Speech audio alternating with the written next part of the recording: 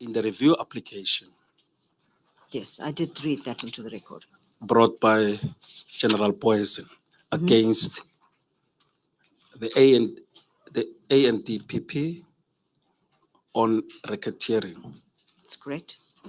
He wanted, or he approached the court to have the decision to issue out the racketeering certificates to be reviewed and set aside. That's correct.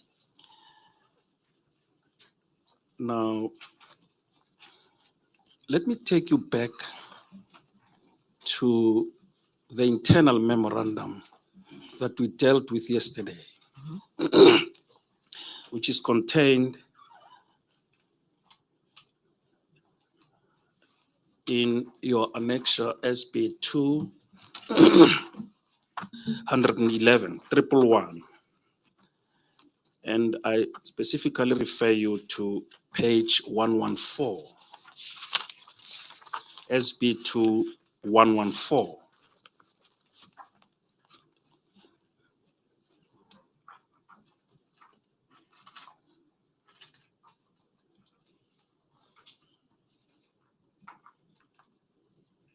Are you there? I am. In the middle of the page, you will see a sentence that starts with NJ4. I do.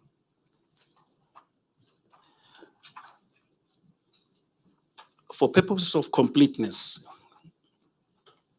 regarding what you'd be saying about this paragraph, just read it again into the record. So it states, NJ4 is a statement of ire taken on 31 August 2012, following a consultation with the prosecution team. Whatever is contained in this statement was already information related to the prosecution team by the deponent during the consultation with the prosecution team. Therefore, the applicant's averments are unfortunate, unfounded, and misleading.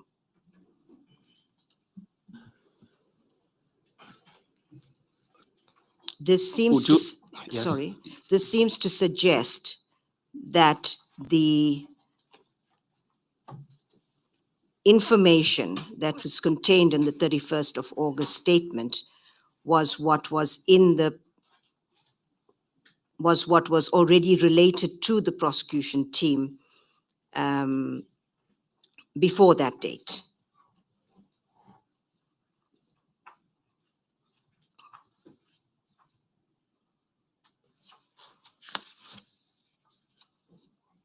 Do you want therefore to... If we could remind ourselves, sorry, Counsel, if we could remind ourselves that the document I'm quoting from now is the internal memorandum as per 111 of the Cato Manor team to Lawrence Hodes, SC,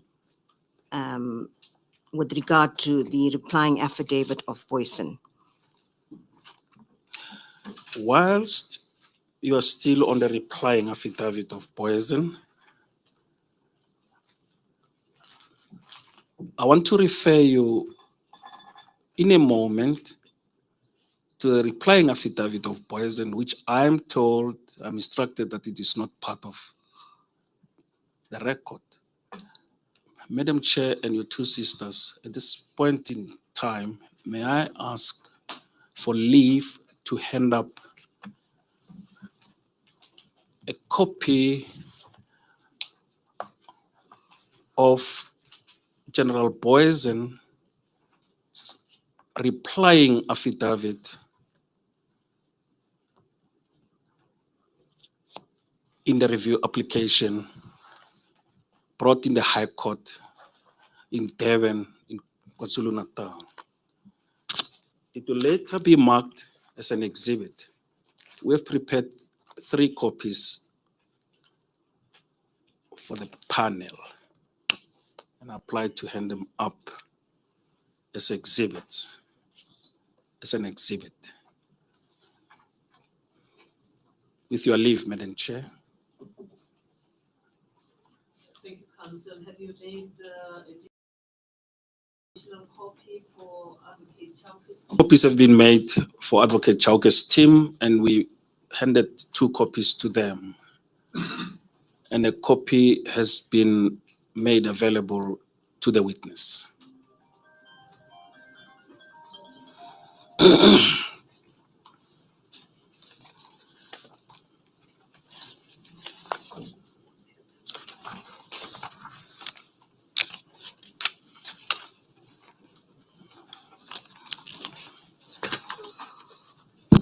Yes, thank you, Counsel. This document, as you indicate, will be marked accordingly at the later stage as an exhibit. That is so, Madam Chair. The replying affidavit of Colonel Major General Boysons. Counsel, if I may, for completeness, perhaps read the entire, not just the one paragraph that I have, but from page SB 2113, it says add paragraphs 19 to 21. Perhaps for completeness and clarity, I should read from there, if I may. Add paragraph, which add paragraph? It's on page SB 2113. At the bottom, the statement of ire at paragraph 19 to 21, referring to the paragraphs in Boyson's replying affidavit. Let me remind you that yesterday, Madam Chair proposed that we use the even numbers. It's a duplication is it a of duplicate? 112. Oh, okay. Yeah. Certainly. Just stick to 112 because Thank you. it's the same statement. So on page 112 at the bottom, it says add paragraph 19 to 21, referring to Boyson's replying affidavit. NJ2 is a statement of ire taken on 3 August 2012, stating the managerial responsibilities, participation, and interferences in activities of a section of the Durban organized, and I go to page 114, crime based in Cato Manor. This section under management and supervision of the applicant committed horrendous pattern of criminal activities. This statement, that is now referring to NJ2, was obtained before 17 August 2012, being the date on which the certificate was authorized. Clearly, they are dealing with what information was before the National Director at the time the authorization was made on the 17th of August. The document then continues. NJ4 is a statement of ire taken on 31 August 2012, following a consultation with the prosecution team. Whatever is contained in this statement was already information related to the prosecution team by the deponent during the consultation with the prosecution team. And this seems to suggest that this information, although not in an affidavit, was before the acting national director at the time of the authorization of the racketeering certificate. Is that all that you want to comment on? On this part, that's on correct. this part? That's correct. Then let me take you to page SB 2118. And your attention is directed to add paragraph 29. But maybe before you deal with the paragraph itself, let me refer you to the replying affidavit of Johan Vessel Boysen and go to paragraph 29 thereof and read it into the record. Because this was a dealing with paragraph 29. That's correct. In the memorandum. Paragraph 29 of Boyson's replying affidavit states the follows. I submit that the only reasonable inference to be drawn from the aforegoing is that none of the statements were in the possession of the first and second respondents when the impugned decisions were made. The statements of ire certainly could never have been in their possession by 17 August 2012, considering that by 11 August 2013, the statements were still awaited by the second respondent, NJ4 in brackets is in any event dated 31 August 2012. The same applies in respect of Danikas and Ndlondlo. Now go back to SB 2118 in your bundle. Advocate Mhlamyane, sorry, I think you lost us a bit. In the replying affidavit, which paragraph did you refer the witness to? It was 29, I said. Paragraph 29. Indeed, Madam Thank you. Baloibere. Is that the portion that she has just read into the record? Because apparently before you went to 29, she was dealing with something else. Before we went to 29, she was dealing with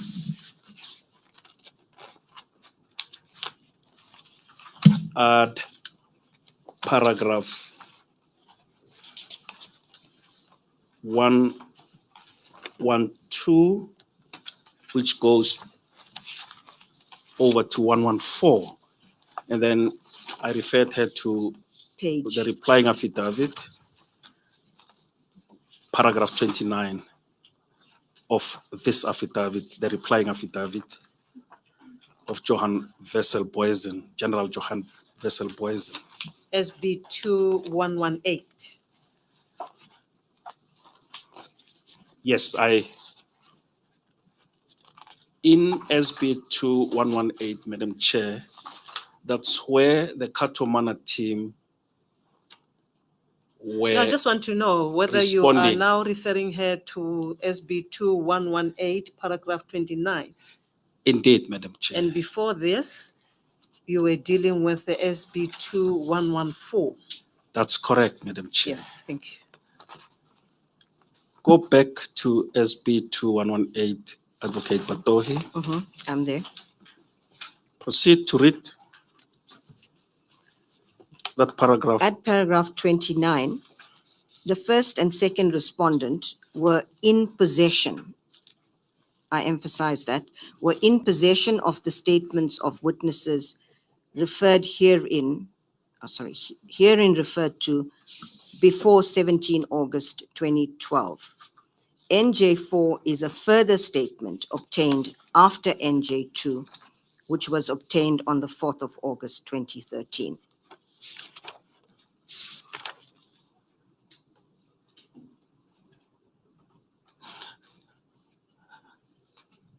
Do you want to give a comment? Well,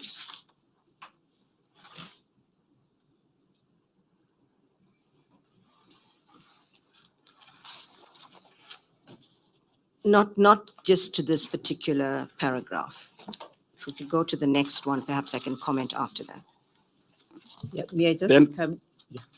May I just come in here, just to check, because I think when this paragraph was read into the record yesterday, a question arose as to who are the first and second respondents.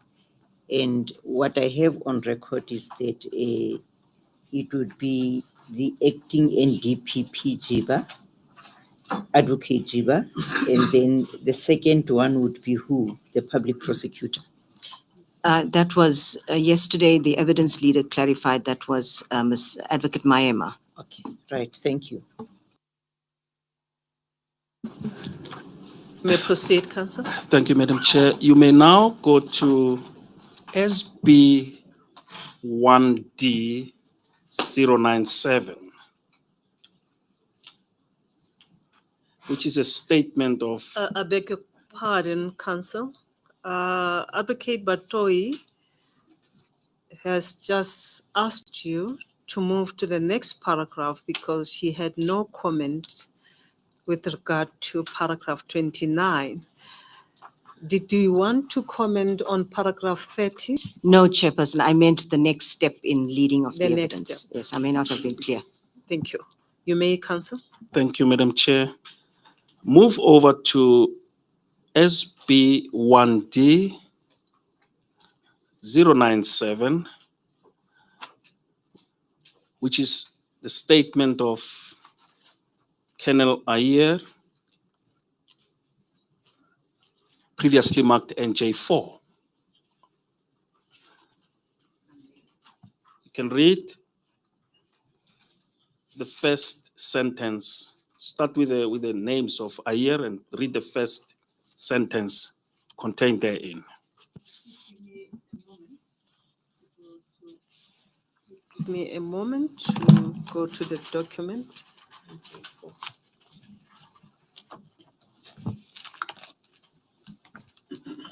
SB1D, Madam Chair, 097, previously referred to as NJ4. SB1D. Indeed, Madam, What page? 097. Yes. Yes, thank you. You may proceed to read the first sentence, but before you do that, you can read the names of the deponent there. Certainly. Chairperson, this is the statement that we have been referring to previously, the statement of R.S. Ayer. It's the one dated 31st August 2012, also marked NJ4, or referred to as NJ4. The first paragraph states, I am Colonel in the SAPS. On Thursday, 2012-08-30, so that would be the day before the statement was signed, I was approached by investigation team. I want to make additional statement as follows. I can now comment on that, Council. This is an opportune moment for you to comment. So if one looks, Chairperson, at the previous reference that I made to the, let's call it the Holders Memorandum at SB 2114, page 114. May I proceed, Chairperson? Proceed, ma'am. At that point, it states there that NJ4 is a statement of Ayer taken on 31st August 2012 following a consultation with the prosecution team. Whatever is contained in that statement was already information related to the prosecution team by the deponent during the consultation with the prosecution team. As I said, the suggestion here is that this information was available to the team and therefore to Advocate Jiba at the time she signed the racketeering authorization on the 17th. However, if one looks at the document we just referred to, and that's SB1D at page 97, the affidavit of Colonel Ayer, he states that he was approached the previous day, that is on the 30th of August 2012. That being the case, this information could not have been in the possession of the team as at the 17th of August 2012. Thank you, Chairperson.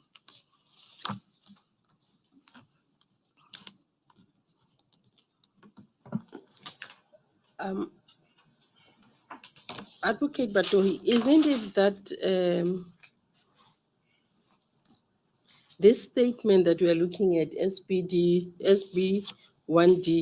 at 097, the opening tells us that he was, the deponent was approached by the team and now he wants to make an additional statement, meaning he had made a statement, but now he's making an additional statement. And it is that statement that maybe was before,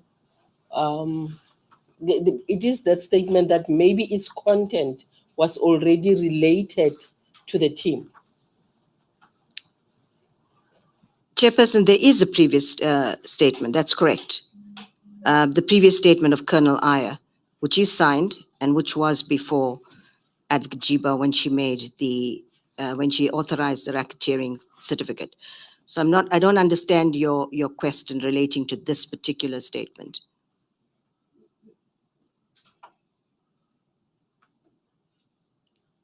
Through you, I don't want to create a dialogue, if you allow me. Yes, just ask the question.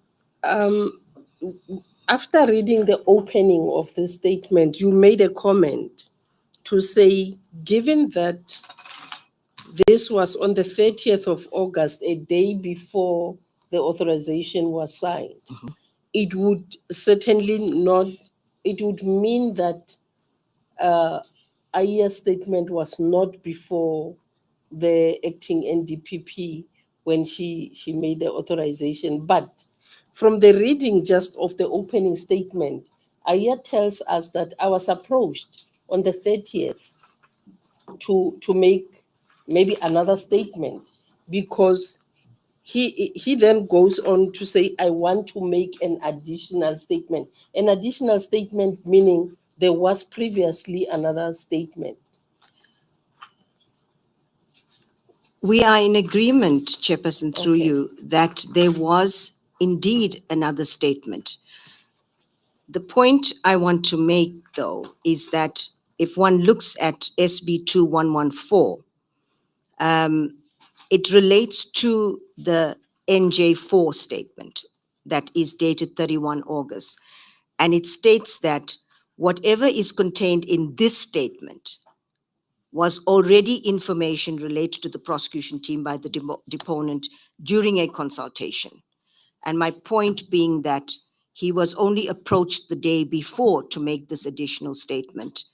And therefore, the impression is that this information was not before, not with something that the prosecution team had as at the 17th of August 2012.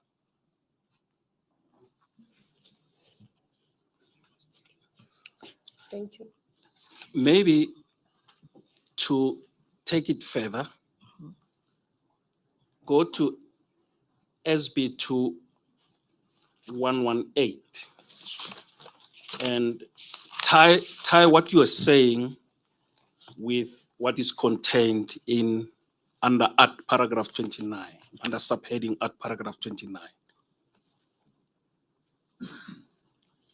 Maybe that could assist. I'm hoping, just let me read again. The first and second respondent were in possession of the statements of the witnesses herein referred to before the 17th of August 2012.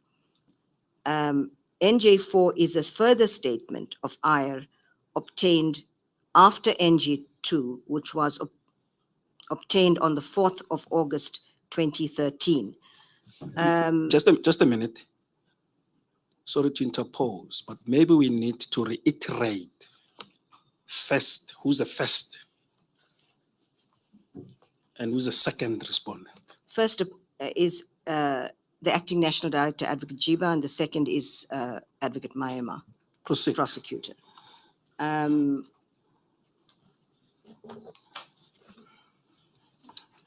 reading it in the context of paragraph 29 again of Boyson's replying affidavit, so that I'm clear.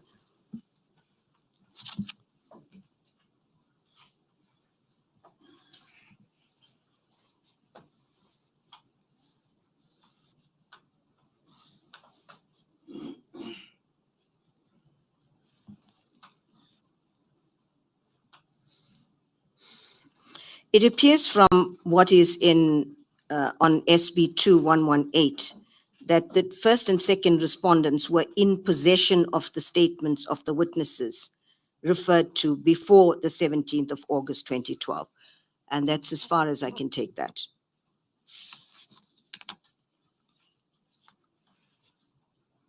Then let's move on.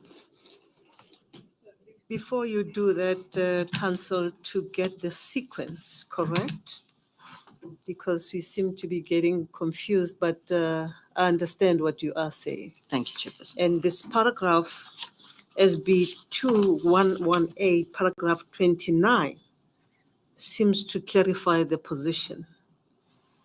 The only aspect that I want clarity on, Council, Advocate Batoir, is that the statement NJ4, which is dated, that is the additional statement, That's correct.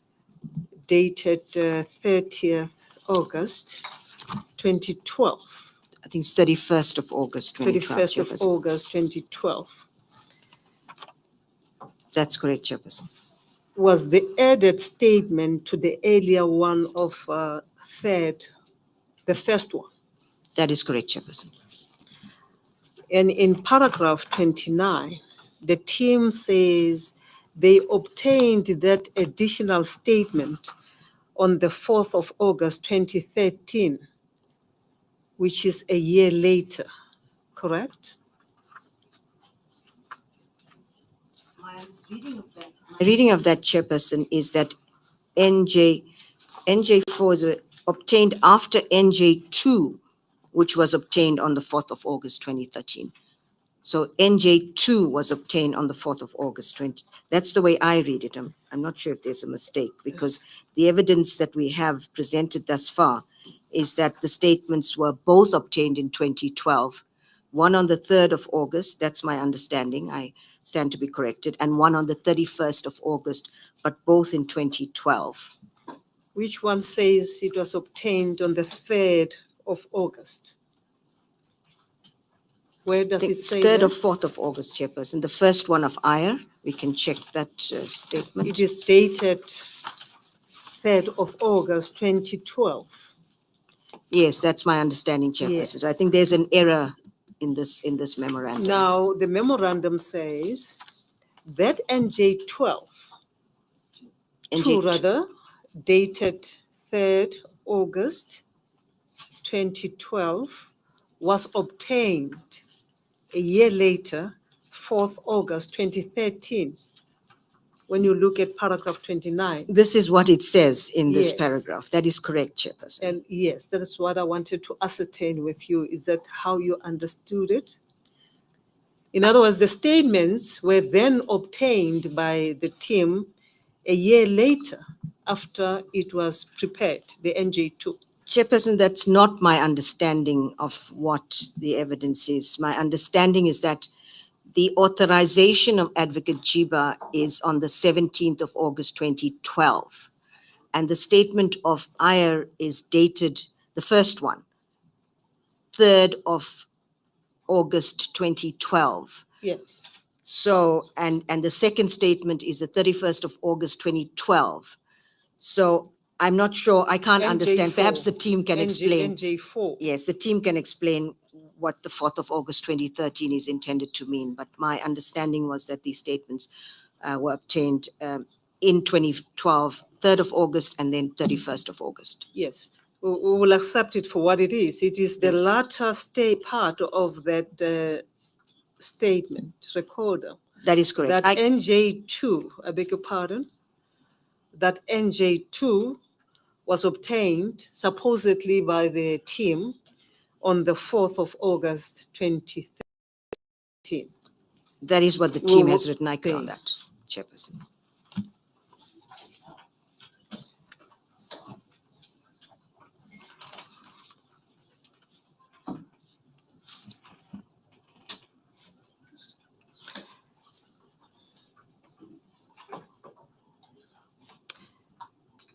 And if the recorder is correct, it means that as at 17 August 2012, the team had not had a sight of NJ4, which was an additional statement of Colonel Ayer. That is correct, Chairperson. Thank you. Dated 31st August 2012. Lead Counsel. Thank you, Madam Chair. Let us then leap over and go back to page 64 of your affidavit.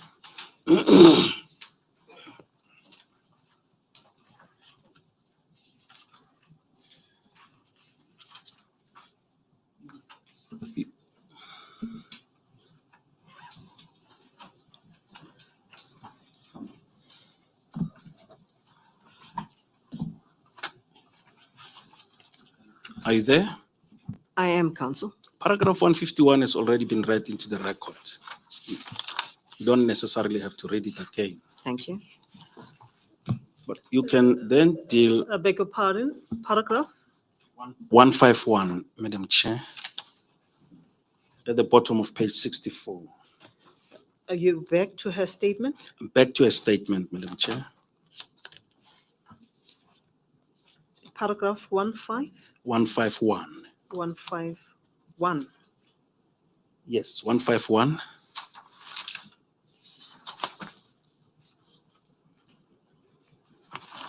We have gone back to those paragraphs. I thought that we were at 154, but it's fine. You may proceed. I just wanted to draw her attention, Madam Chair, that she has already read into the record paragraph 151, where you refer to the Govan J judgment. That is correct. When was the judgment delivered? My understanding is that it's in February. I need to refer to the judgment to get the date. Maybe let me If you assist can help me, I'll appreciate. Yes, I don't have in my possession the bundle itself, but my instructions are, it is contained in CL1, Madam Chair, on page 000352. Please repeat that. C1. CL1 bundle, which is case law bundle 10000352, in which you will find, Advocate Batohi, the date on which the Govan J judgment was delivered. Yes, I see. It's the 26th of February, 2014.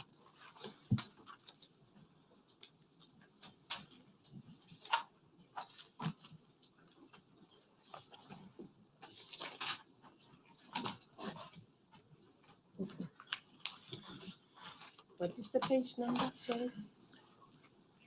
000352, It's in bundle. CL, CL2. For us, it's CL1. For us, it's CL2. That's there. My apologies, I'm told it's not one, it's CL2.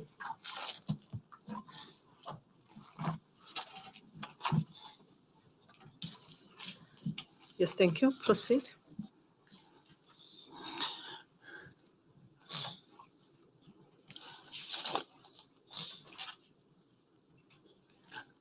You would want to deal with the Govan J judgment? You want to comment there on? No, not at the moment. Save for what is contained in paragraph 151 of my affidavit. It will also be helpful to direct the witness because the judgment, where do you start? Where do you end? What do you have in mind, counsel? Madam Chair, during, I before think we- it is permissible to lead her yes, on those aspects. yes, I agree with that, I take it. But I've been informed that she's asking for some time to deal with certain aspects, and that she requests a few minutes. I'm not sure how long, maybe half an hour or so. If I may clarify, Chairperson. Before you clarify, Advocate Batohi, is that in relation to this judgment? Yeah, in relation to, I believe, the judgment and other aspects that she needs to clarify.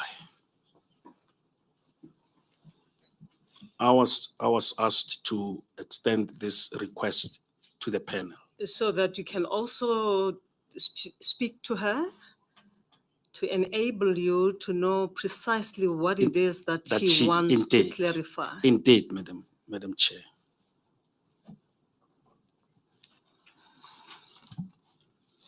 Is that the aspect that you related to us in the morning that pertains to that? Yes, it pertains to that. And in respect of which we said we will afford you additional time when we adjourn for tea. Indeed, Madam Chair.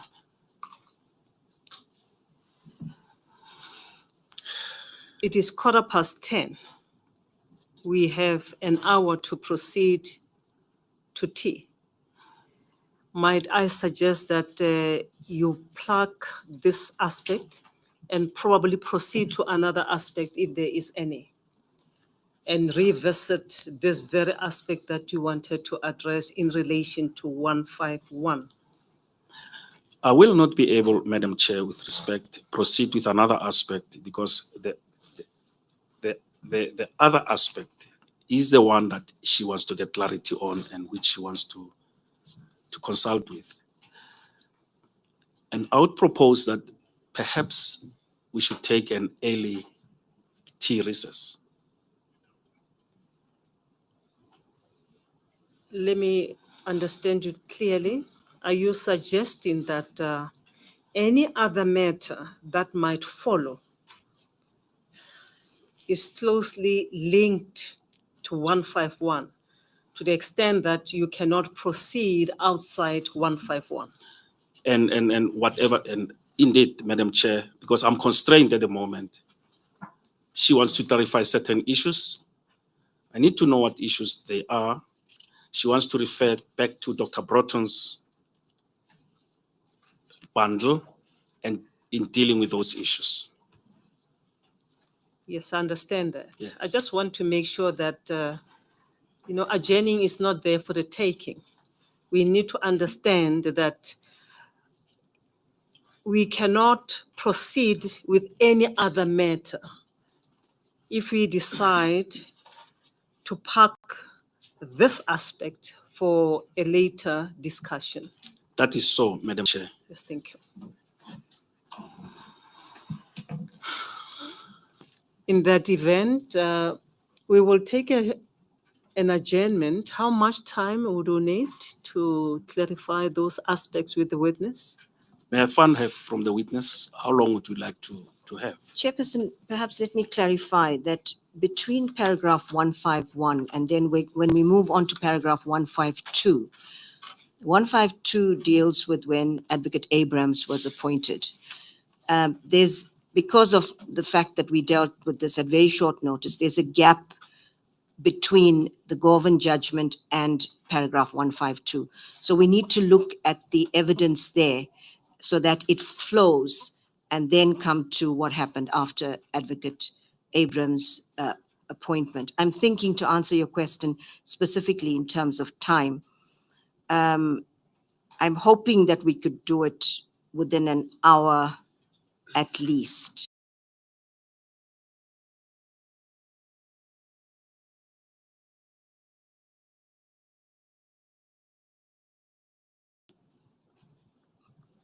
Yes, thank you.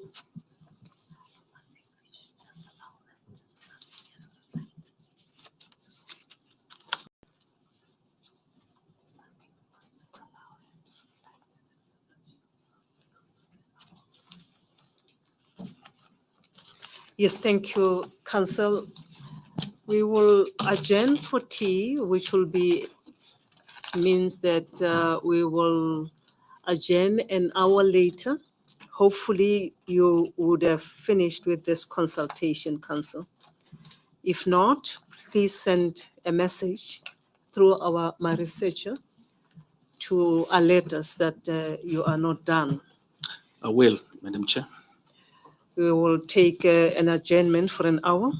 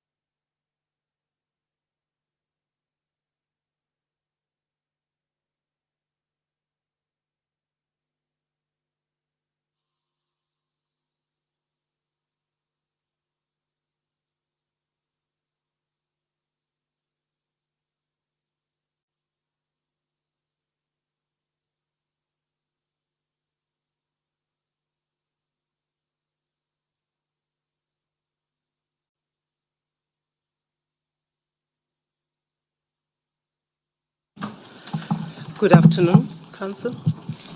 Good afternoon, Madam Chair. May I proceed?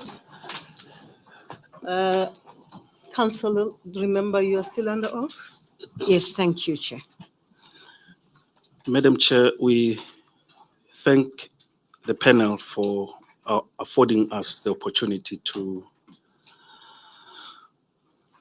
engage further on the issues that we'll be presenting to you. And Advocate Batohi is grateful for the opportunity and says thank you too. We will begin by referring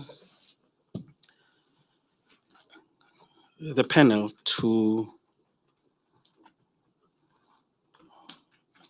the supplementary opinion of Dr. Broughton, which is contained in LO1. Will you please indicate, Council, whether we should disregard where we left? We left at paragraph 151. Should we disregard that? Yes, if necessary, we will revert to it, but for the moment, disregard it. Then, may I point out that the whole of Dr. Broughton's supplementary opinion contained in LO1 LO1.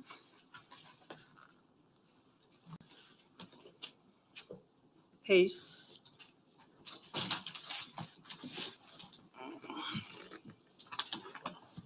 it starts from 205 and ends Is that 0024? 00 LO to 00205. If I may help, it starts at 171, Council. Yeah, I'm sorry. 205 is what we're dealing with here. Which page, Advocate Patel? 00171, Council. Starts on that page.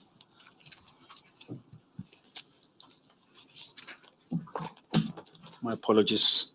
205 was the one that we will be dealing with. It starts at LO 00171.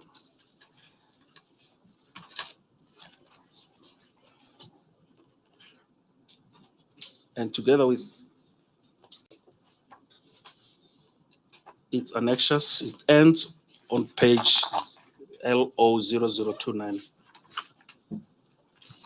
296. I beg your pardon? It ends at 00.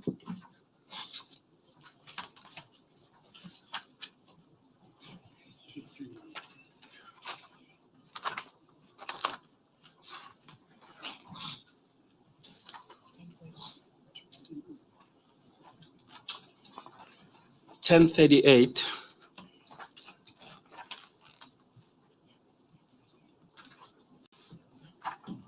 In other words, it includes all the annexures, all its annexures from page 17 LO 00171 up to LO 01038. It will later be Up to LO4. yes, up to LO4.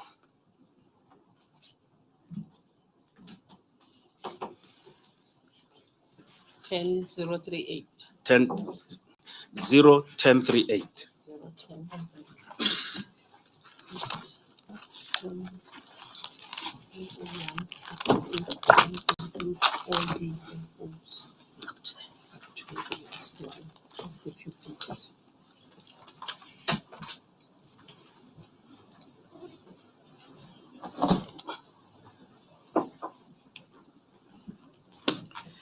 Yes, thank you.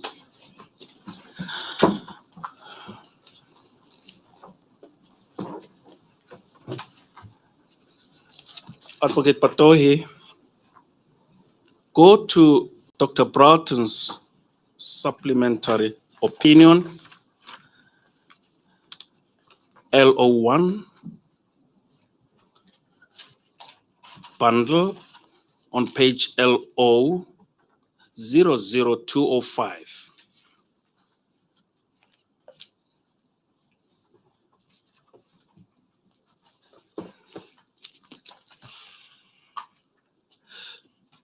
Are you at 00? Are you at 205? I am. Go to paragraph 102 and read 102 into the record.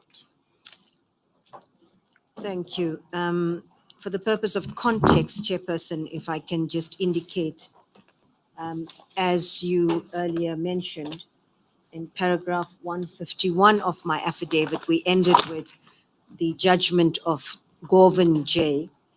On the 26th of February 2014. So we now at 102, paragraph 102, where council has referred me, LO 00205. It's subsequent to that, in a memorandum of 5th of March 2014, the Boyson prosecution team did not recommend the lodging of an appeal against Govan J's judgment in light of a concession that council had made during that review application. That memorandum, council, is an annexure. Do you want to go to it first, or do you want to read? I read the whole, Read should the I whole- read the entire 102? Okay, I will do that. It would seem that I didn't read it verbatim. Let me do that. While in the memorandum of 5 March 2014, which is annexure T, the Boyson prosecution team did not recommend the lodging of an appeal against Govan J's judgment in light of the concession made in the matter that there were no statements in the dockets which implicated Boyson in any of the offences with which he had been charged. It would seem that the memorandum which Advocate Chauke forwarded to Advocate Noko, as well as Dr. Ramaite and Advocate Jiba, as per his email of 7 March 2014, must have been the memorandum of 5 March 2014, Annex to T. I'm not sure that we want to go further in that paragraph. Leave it at that, and let's go to LO4.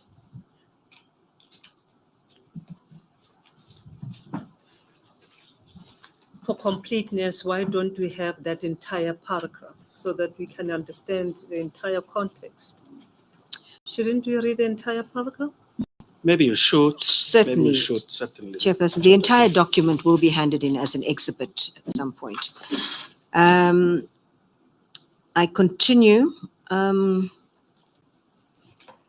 I say this because the email was dated 2 days after the date of the memorandum, Annexure T, and the purpose of this memorandum, entitled Judgment Boyson versus the National Director of Public Prosecutions, was reflected as updating the NDPP and the head of the NPS on the matter following the judgment of Govan J.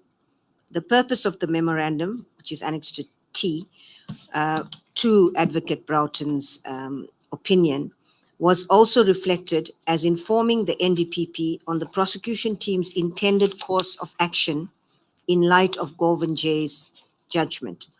The memorandum was also prepared on the same day of the EXCO meeting referred to above, where it was resolved that Advocate Chauke would report to Mr. Ngasana on the developments in the Boyson case. Now, go to LO4, bundle, page LO 00882, where you will find a memorandum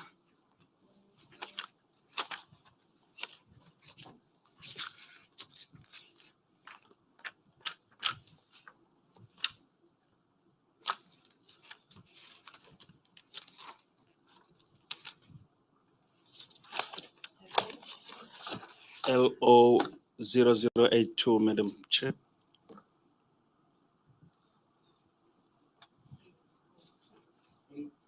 Eight, 82, 882. 882. LO1 00882. LO4. LO4. Yes, Madam Chair. Are you there, Advocate Patohe? I am. You'll see there in that. Perhaps we should wait for.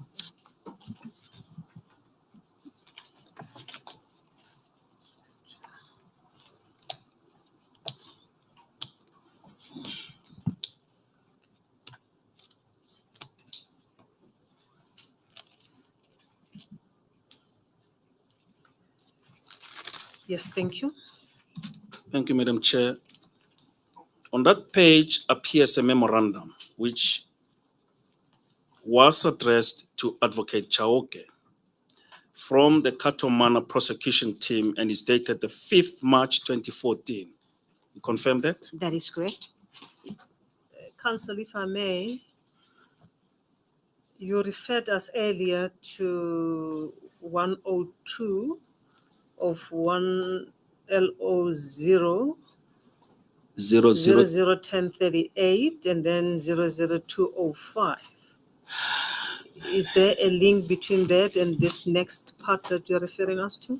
There must have been a misunderstanding about 1038. 1038 is where Yes, Dr. yes, it is the part of that opinion. Yes, that where is it ends. Where it ends. Yes. And then you referred us specifically to LO1 00205.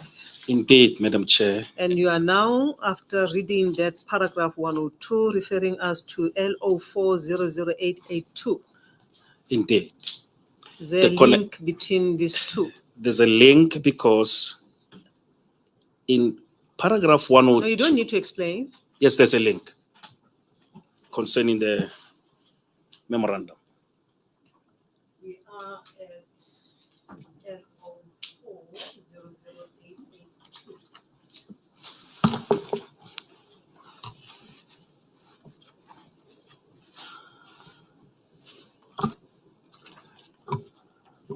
Maybe before we proceed, I need to mention that the evidence that is being led currently seeks to address paragraphs 3, 3.1,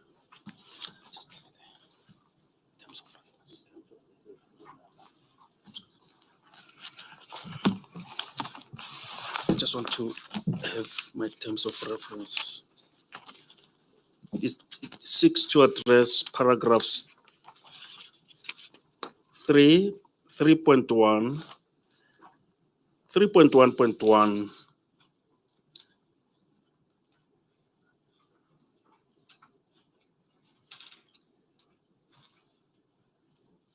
3.1.1.3,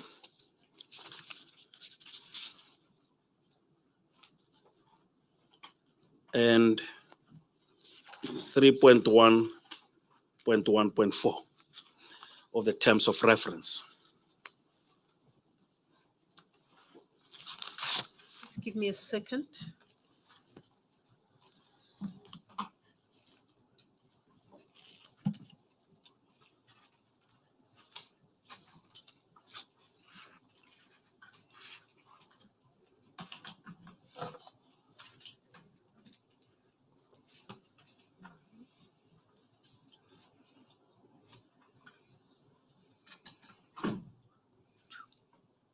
Thank you.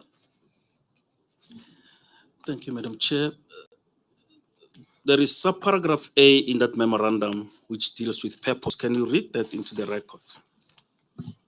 Thank you. And Chairperson, just to connect it, 102 at LO 00205 refers to this particular memorandum.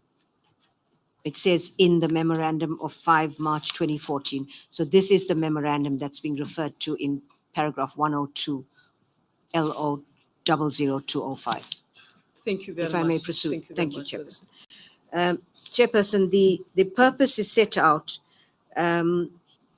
Paragraph 1, the purpose of this memorandum is to update the National Director of Public Prosecutions, NDPP, and the head of NPS. Chairperson, if I may pause to explain at this point, just so that the panel understands.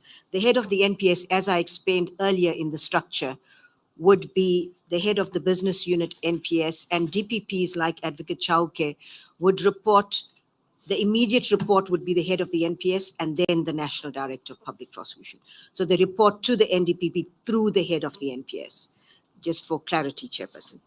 So the purpose of this memorandum is to update the National Director of Public Prosecutions and the head of NPS following the judgment delivered by Govan J. of the KwaZulu-Natal High Court on 26 February 2014. The judgment is attached hereto as Annexure A and the indictment as Annexure B. And paragraph 2 says the prosecution team also seeks to inform the NDPP of our intended course of action in the light of this judgment.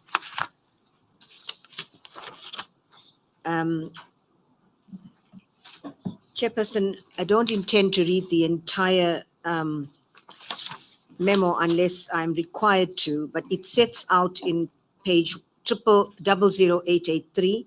It summarizes the judgment. It summarizes the prosecution team's view of the judgment, which I'm happy to read, but I do want to focus. You don't have to, sorry to interpose. Thank you. You don't have to. Thank you, Counsel. Flip over to the next page, 883, LO00884 rather.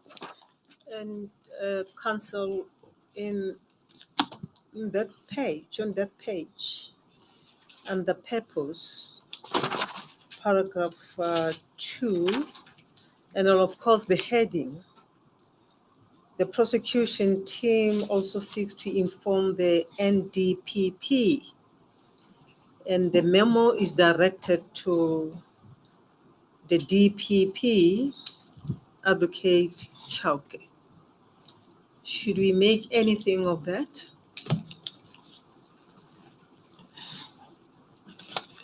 You should, Madam Chair. I think you must let the witness answer. Oh, I thought answer the question. I thought it was directed to me. My apologies. I speak apologies. to the witness through you. My apologies. Would you please just clear my mind, Counsel? Advocate Watoi, the memo of the one that you've just referred to is directed to Advocate K.M. Chauke, the Director of Public Prosecutions, South Gauteng, from the Katomena Prosecution Team, Director of Public Prosecutions, South Gauteng, Johannesburg. In paragraph 2 of this memo and the purpose, it reads, the prosecution team also seeks to inform the NDPP of our intended course of action in the light of this judgment. Now, my question is, should we make anything of the fact that the memo, although it seeks to be directed to the NDPP, in the heading, it is directed to Advocate Chauke, who is the DPP South Gauteng? Chairperson,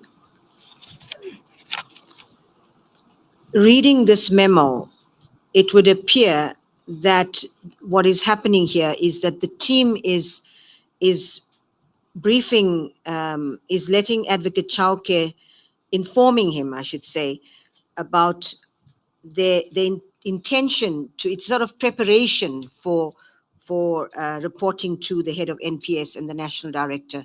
So this is the first step in that process. This is the way I see it, as them informing their immediate report, who's the DPP of South Gauteng, about the intention to brief the national director and the head of the NPS, and therefore they summarize this. That is my understanding, Chairperson.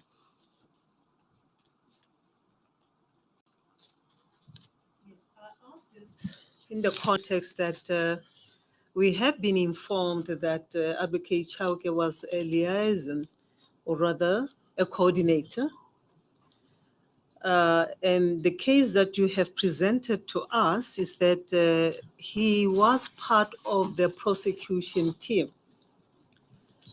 That seems to beg the question, if that is the case,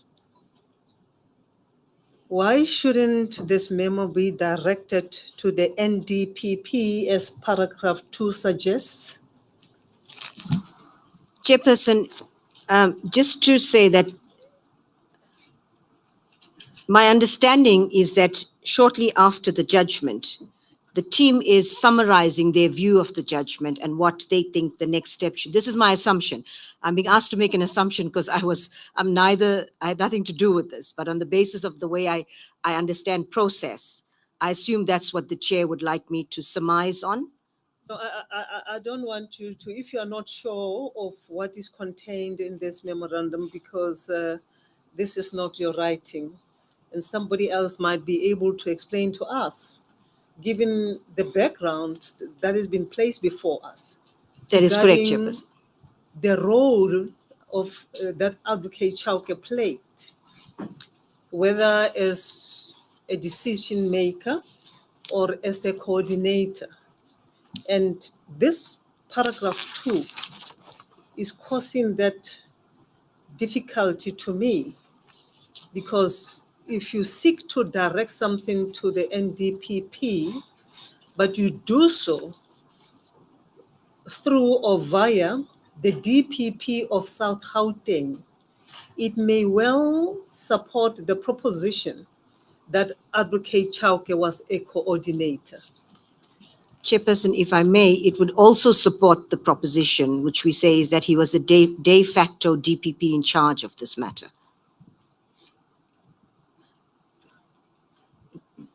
Yes, I'll leave it there. Thank you, Chairperson. If I may proceed. Advocate Mutlamunyane, I suppose this aspect will be flagged, and maybe the people who prepared this, or the head of the prosecution team, Advocate Maema, will clarify this aspect further. Hopefully. Hopefully, because Advocate Batoi is answering the question not directly, he's just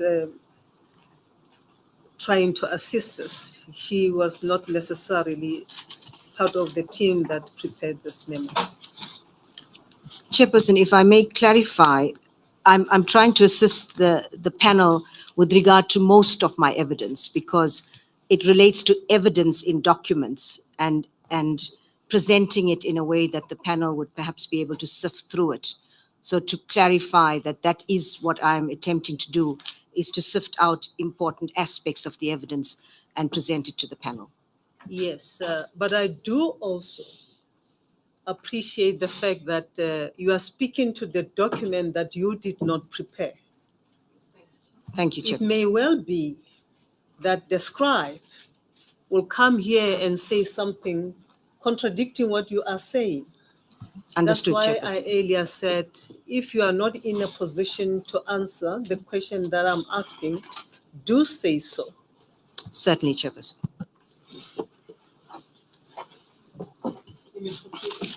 You may proceed, Council. Thank you, Madam Chair. Go to page LO00884 of the same bundle. And look at paragraph 11, which you can read into the record. It's paragraph 11 of the same memorandum. The same memorandum. In terms of process, since we do not intend to appeal the judgment, we are of the view that we should call upon the applicant, in this case it would be Boyson, to appear before the High Court to formally withdraw the charges. In the meantime, pending an intended application to you, sir, for a new authorization. And given that this is addressed to Advocate Chauke, I would assume that that reference is to him as sir in paragraph 11.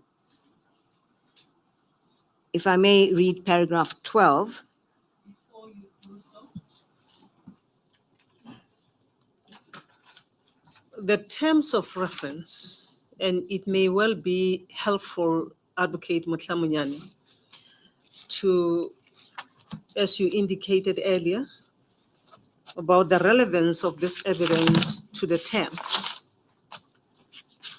Perhaps we can just capture that paragraph that is relevant to this evidence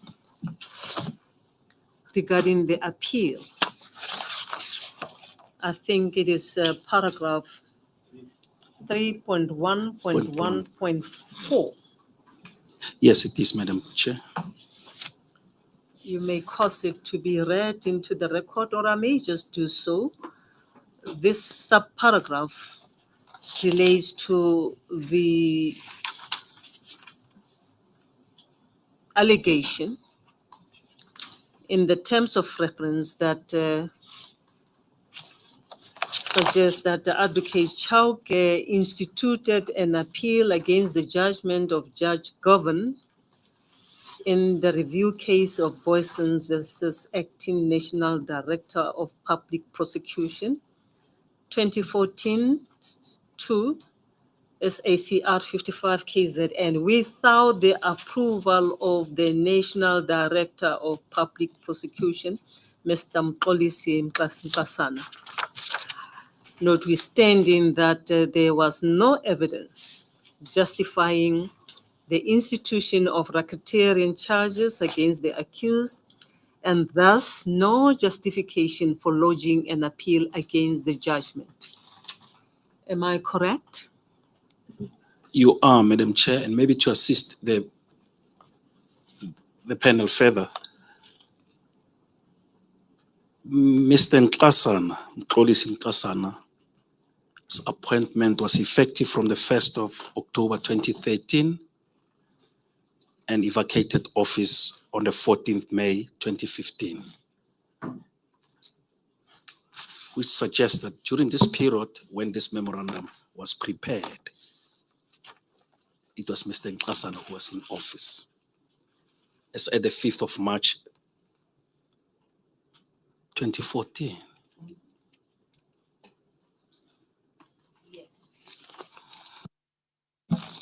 That may well be the case, but the point that I'm making is more directed to the portion that Advocate Batoi has just read to us in paragraph 11, insofar as it impacts on the terms of reference that I've just mentioned.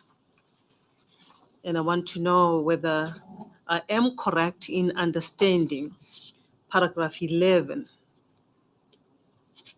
in that way, its relevance to the terms of reference.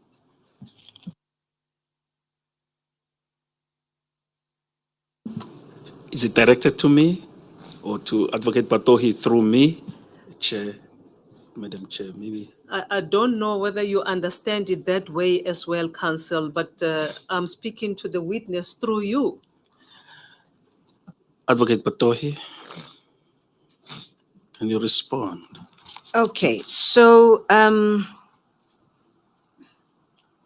need to get the dates in my head correct. Maybe if I can make it through you, Counsel, if I can make it easier. If you look at paragraph 11, LO 00884, the one that you read into the record. That's correct, Chairperson. Simply put, to what extent is this paragraph or the contents of paragraph 11 relevant to the terms of reference? Chairperson, it would be relevant because in this case, it is a decision not to appeal a matter, which is also a prosecutorial decision. And I think it would go further than that because it also refers to an application for a new authorization, which I think would speak to some of the other paragraphs of the terms of reference, which is also a prosecutorial decision.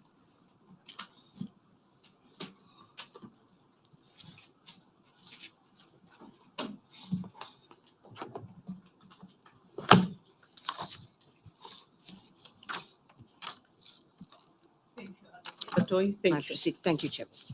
I have a follow-up question. At paragraph 11, the last line, where you say, in the meantime, pending an intended application to you, sir, for a new authorization, would this, sir, mean Advocate Chauke or the new NDPP? Chairperson, if we look at the fact that, through you, Chairperson, that the memo is addressed to Advocate Chauke, it appears that this refers to him speaking about an intended, because the application would go through him to the National Director for authorization.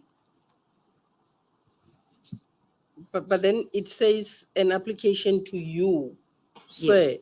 for a new authorization, and we now know that the application for authorization goes to the NDPP, not to the DPP.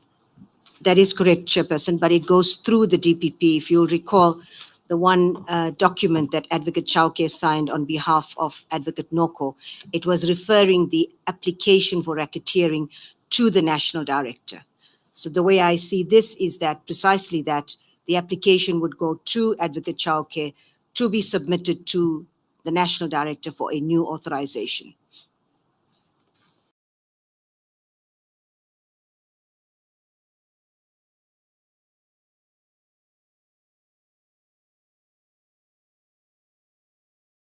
If I may proceed, Council. Yes, capital C before It's you. headed Reapplication for Authorization Certificate, paragraph 12. The prosecution team intends to apply to the NDPP for the reissuing of certificates. We shall prepare a new memorandum which outlines in detail the evidence against the applicant. Paragraph 13, we are still firmly of a strong view that there are sufficient facts which justify the reissuing of racketeering authorizations.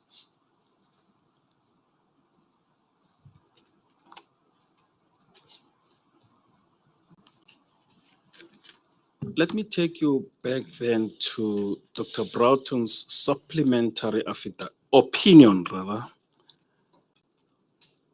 in LO1 bundle, page LO 00205.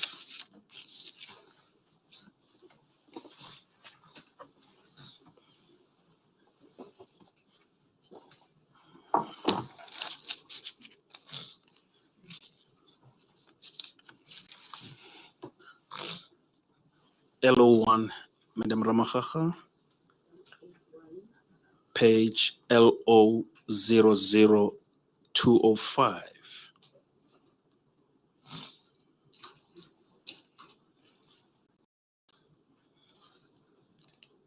Now, have a look at paragraph 102, which you may read into the record. Was this paragraph not read into the record earlier? It was, Chairperson. This paragraph was read in earlier, Council. Yeah, indeed. I'm reminded now. Thanks. You Thanks remember for that. I even asked Advocate Batoy for completeness to read all the contents into the record. Yes, my apologies. I remember now. 104 actually. Should be 104 on page 206.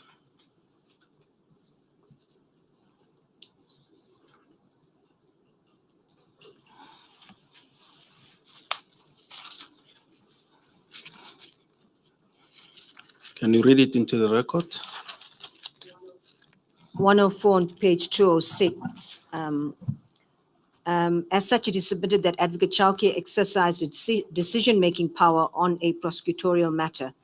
It is evident from paragraph 11 of the memorandum, which we just looked at, that the new application for racketeering authorizations would be submitted through Advocate Chauke, where reference was made to an intended application for you, sir, for a new authorization.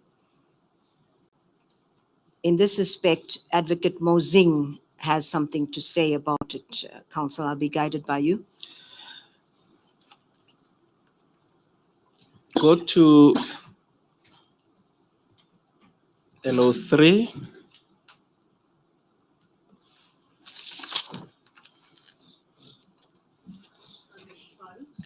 beg your pardon? LO3, Madam Chair. And LO3.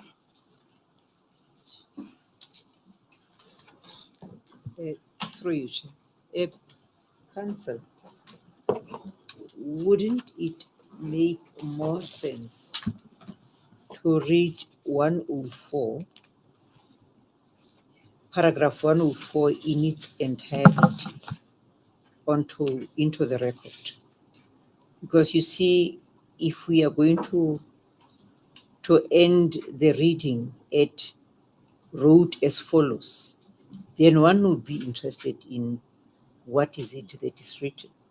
What is it that would follow? Just for completeness and a better understanding. Yes, I Thank agree, you. Madam Ramagaga, for completeness sake.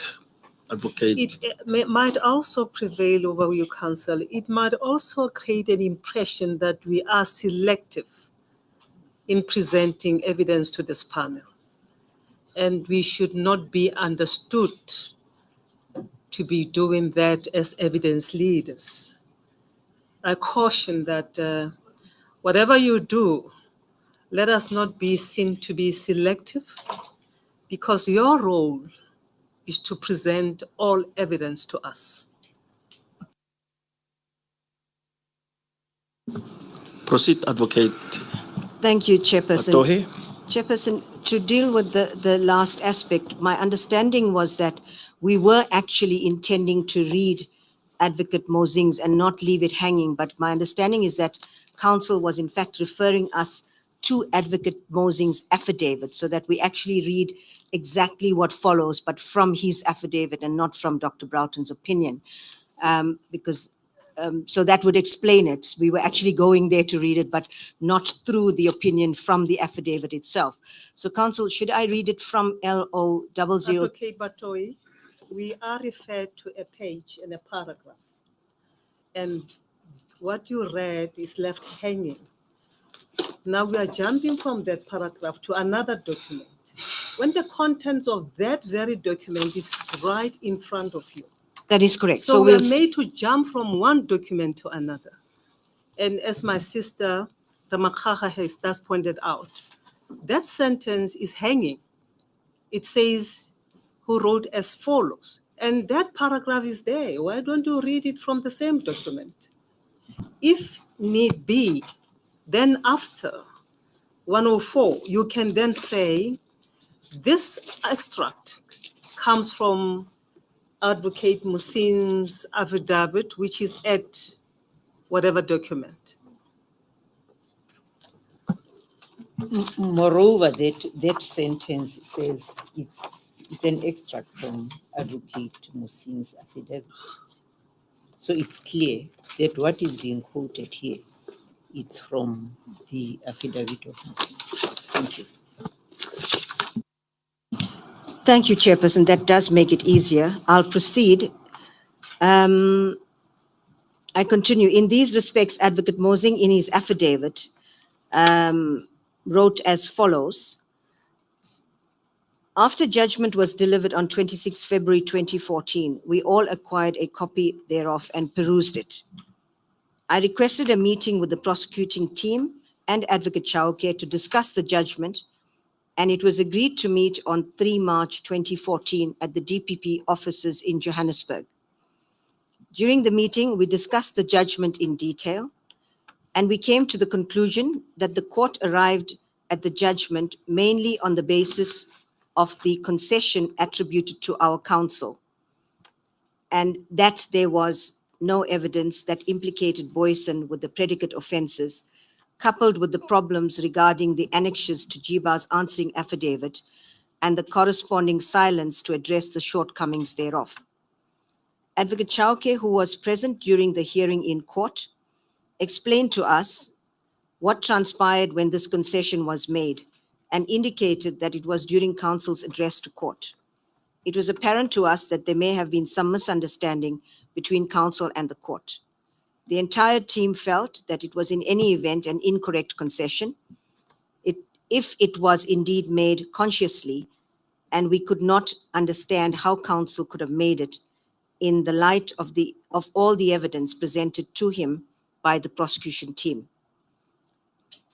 Advocate Mosing goes on to say, we concluded by agreeing as a team that though not satisfied with the outcome of the matter, at least the door was still open to bring a new application for racketeering, a new racketeering application as indicated in the judgment, and it would therefore not be necessary to appeal the judgment. The team would accordingly prepare a memorandum for the NDPP accordingly. At 105, Advocate Chauke clearly therefore endorsed the lodging of a new application for racketeering to be issued against Boyson. This action on the part of Advocate Chauke was then more than simply putting together and coordinating a prosecuting team to conduct a prosecution in another DPP's decision. In fact, what happened in this meeting was that a prosecutorial decision was taken to apply for fresh racketeering certificates. That is, that the last part is is my comment, Chairperson, and not in the document.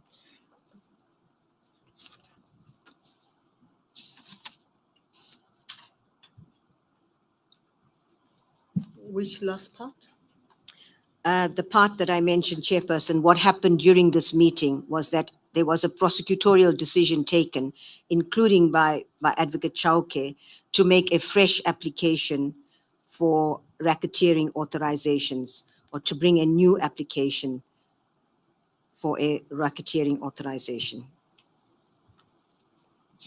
Is that not reflected in 105? Yes, that's correct, Chairperson. So it is not you saying that, it's the author of the memo. I agree with that proposition, Chairperson.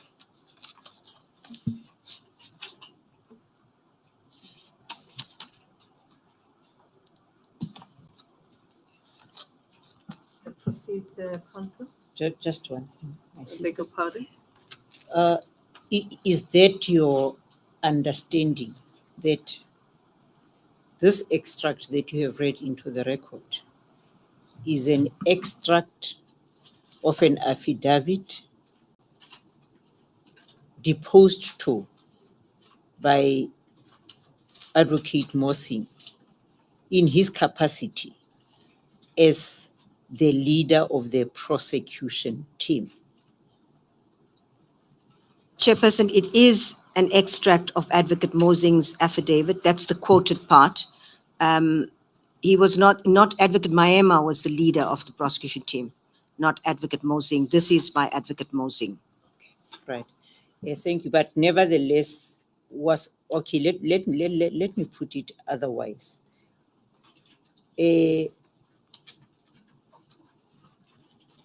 what capacity would you say Advocate Mosing wrote this affidavit, this extract in particular? Chairperson, we dealt with this at some point. He was at that point, I think it was the head of the special projects team at the VGM head office, and dealt with the coordination of racketeering applications. So it is in that capacity that you believe he wrote this affidavit, this extract in particular.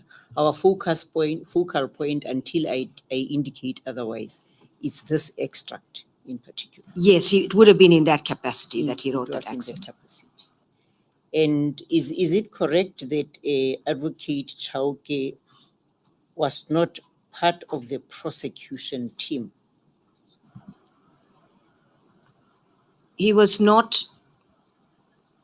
I was trying to explain it yesterday that the Advocate Chauke was the DPP, and there's a team of prosecutors that would actually go into court and prosecute the matter. And that team was led by Advocate Maema, and Advocate Chauke was the DPP in charge of this team at a higher level. Yeah, the question that I'm asking is about him being part of the prosecution team. Well, he would not have been part of the team that would have been prosecuting it in court. Yes, thank you. That's correct. Thank you, Chair. I do have a follow-up, my sister, if you can switch off. What do you understand, or what is your understanding of the last 5 sentences of that quoted paragraph that starts with we, maybe I should read it for you. We concluded by agreeing as a team that though not satisfied with the outcome of the matter, at least the door was still open to bring a new racketeering application as indicated in the judgment, and it would therefore not be necessary to appeal the judgment. The team would prepare a memorandum for the NDPP, informing him accordingly. And I'm asking your view, given your comments after you read paragraph 105. It appears from that extract that has been read out now that the team had decided to apply for new racketeering applications and that a memorandum was going to be prepared to be submitted to the national director. Would then that decision be attributed to Advocate Chauke or to the team? To all of them, because Advocate Chauke was the DPP in charge and they were all in this meeting. Well, I don't know exactly whom, but it appears it was a meeting with the team. The names are not set out, but Advocate Chauke was part of this meeting. Thank you.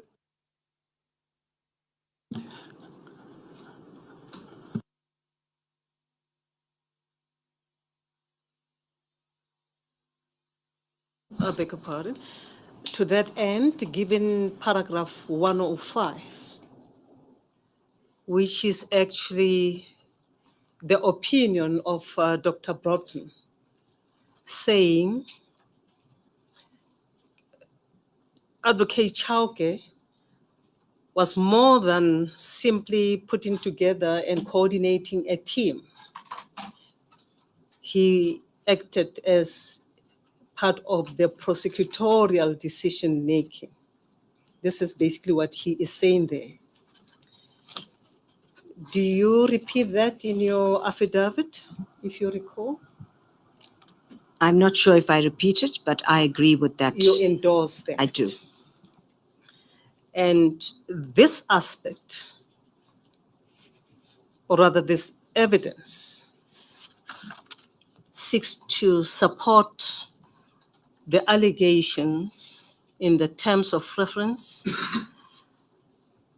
at paragraph 3.1.1.1. Am I correct? Yes, that is correct, Chairperson. Thank you. You may proceed, Council. Thank you, Madam Chair. Maybe to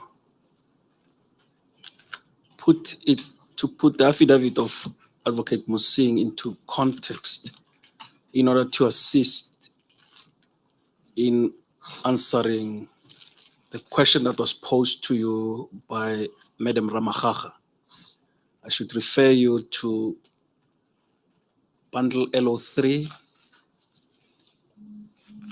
page LO 00704, which contains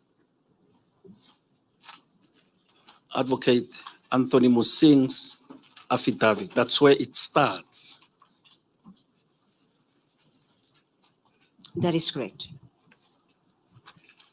The circumstances under which this affidavit was made was that it was made with a view to a criminal case. It appears here as Silverton Cass, although it's not clear as to the number there, but we were informed during the break that it is 622 of 10/2014.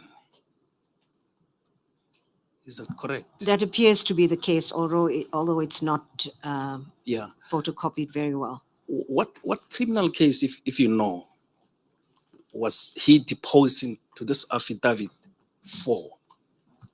I think it was the perjury case against Advocate Jiba, if I'm not mistaken.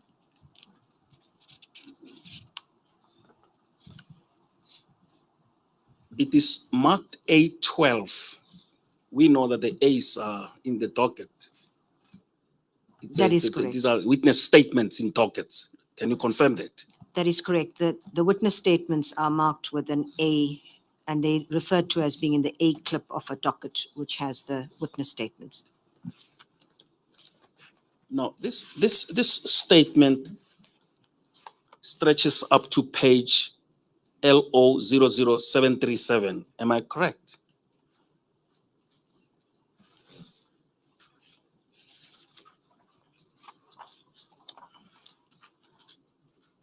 Yes, that's correct. This affidavit. LO00737, Madam Ramagaga, that's where it ends.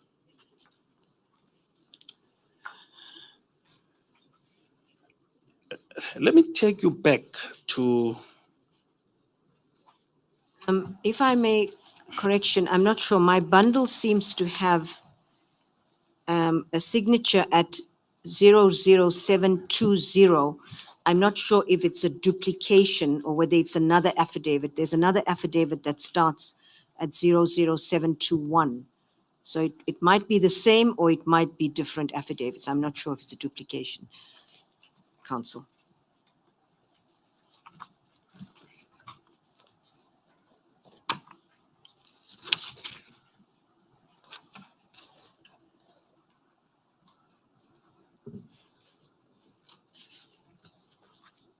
it appears to be a duplication. I beg your pardon? It appears to be a duplication, Madam Chair. A duplication of the statement of the affidavit of Advocate Anthony Musing. Would you please ask your team to help you to ascertain whether we are dealing with repeated documents here?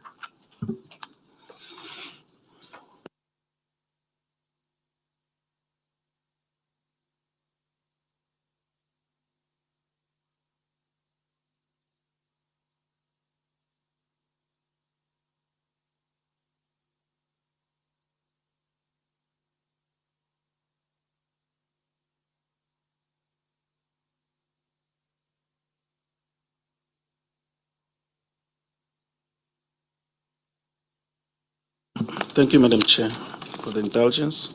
I'm informed that it is a duplication of the same statement of Anthony Musing, Advocate Anthony Musing, that starts on page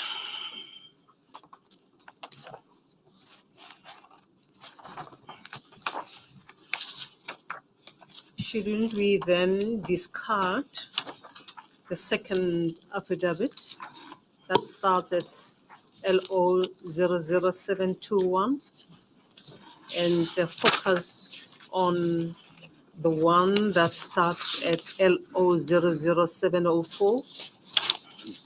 that would be prudent to do so. We will strike through the second affidavit. And I may mention that it appears at the end of both statements that they were deposed to before one Major General Taiwe. Both of them have the same names, name of the Commission of Oaths. I suppose that is the reason why you say they are a repetition. The second one is a repeat of the first. Yes, Madam Chair. Now,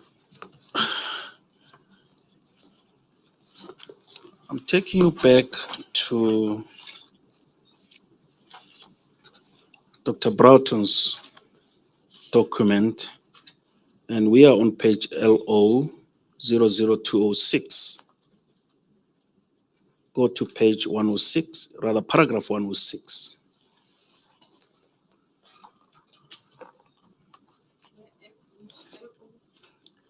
LO1. LO1.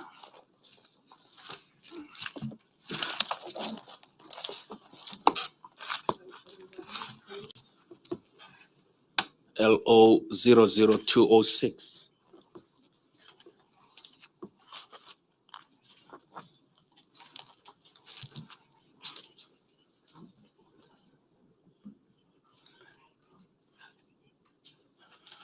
Sorry, Council, you just referred us to LO3, LO 00704, the one that is repeated in the next batch. So are you moving from that one, this affidavit, or you just throwing it to our attention as referred to in paragraph 104? I will revert to it, Madam Chair. I just wanted her to read into the record paragraph 106 in Please its speak up, totality. Council. Please speak up. I wanted the witness to read into the record paragraph 106 in LO1, LO 00206 in its totality.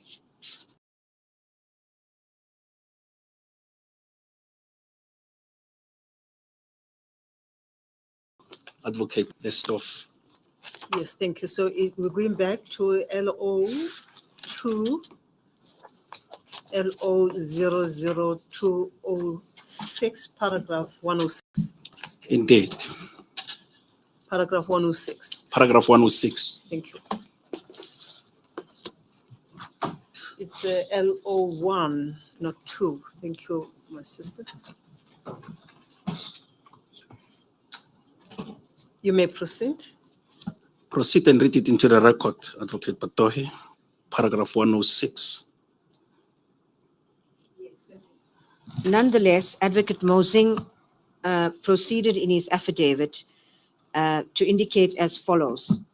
A few days after the meeting, I received an email from Chauke informing that a consultation with counsel had been secured to hear from counsel firsthand what his opinion on the judgment was and to get some explanation for the unfavorable outcome. I naturally attended this meeting on 13 March 2014, and so did the entire prosecuting team, including Advocate Chauke. Counsel raised a number of issues with us that he felt the court had erred, including interpretation of case law. He took us through the entire judgment, pointing out instances where he disagreed with the judgment. Also, that court erred in setting aside the decision to prosecute on counts 8 to 12, as that was not taken by the acting NDPP, but the DPP.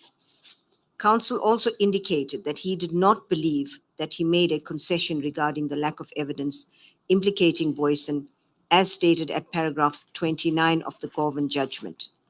The result was that we were satisfied as a team that there were merits to appeal as advised by counsel.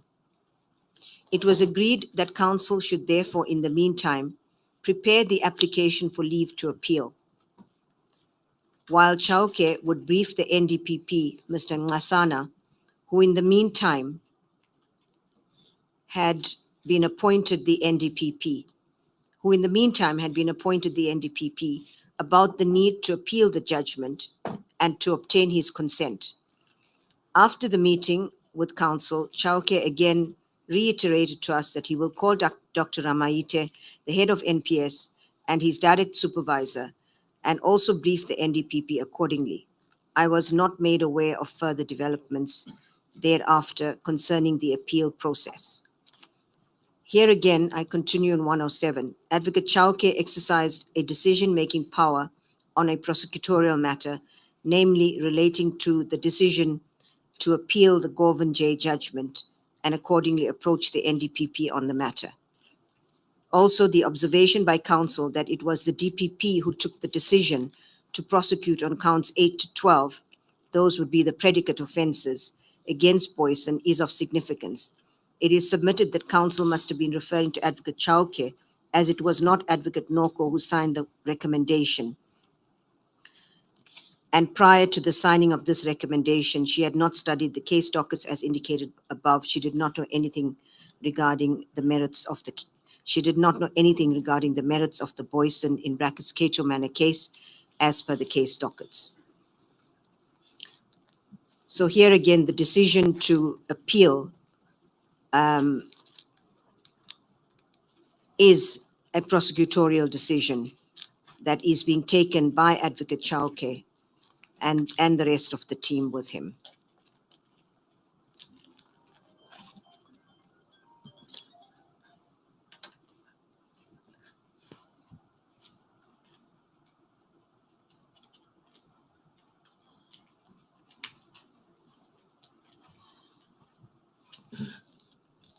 Advocate Batohi, let me take you back to LO3, which contains the affidavit of Advocate Musing.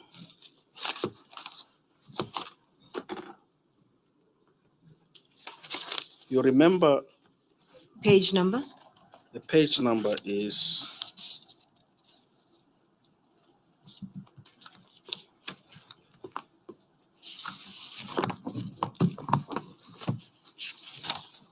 I think I have it, it's at 704.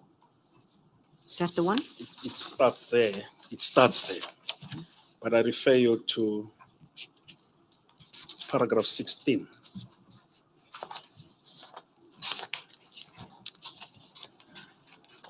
I'm reminded that you read paragraph 16.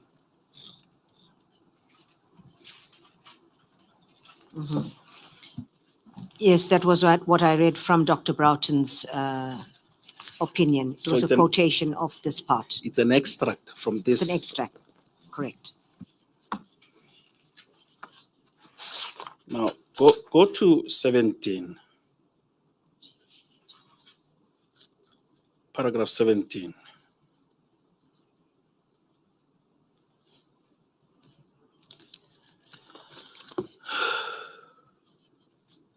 Please.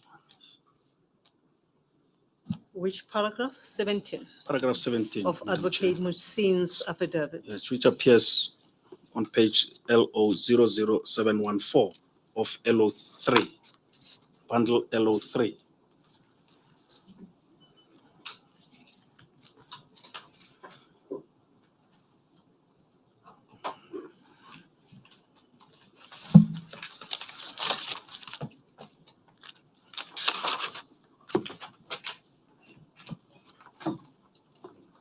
Proceed, Counsel. Proceed to read paragraph 17 into the record.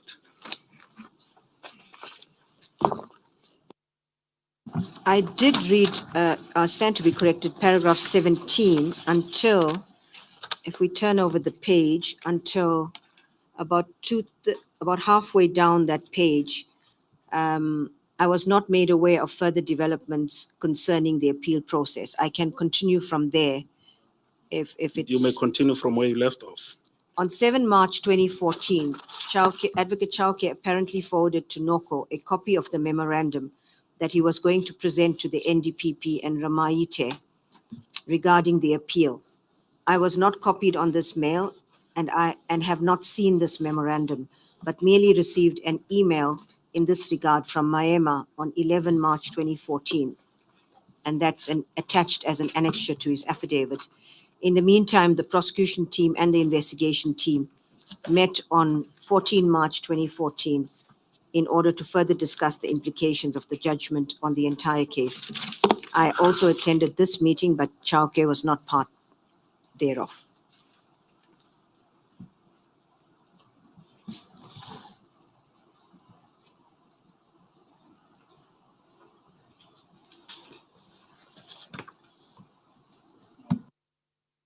Go to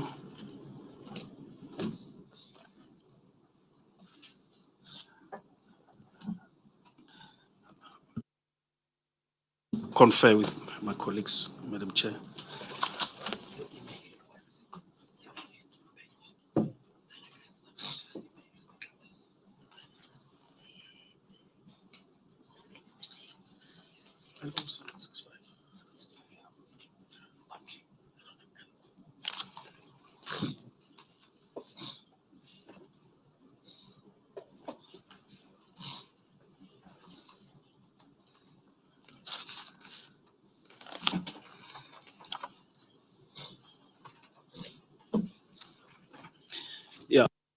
want to refer you, thanks, Madam Chair. I managed to locate it. I want to refer you to the same bundle that we're at, LO3, page LO 00765, wherein you will find an email there, email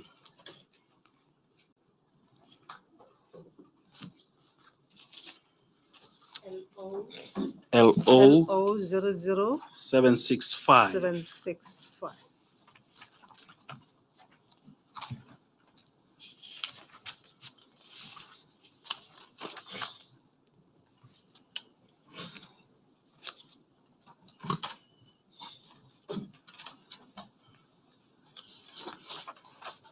Are you there? I am.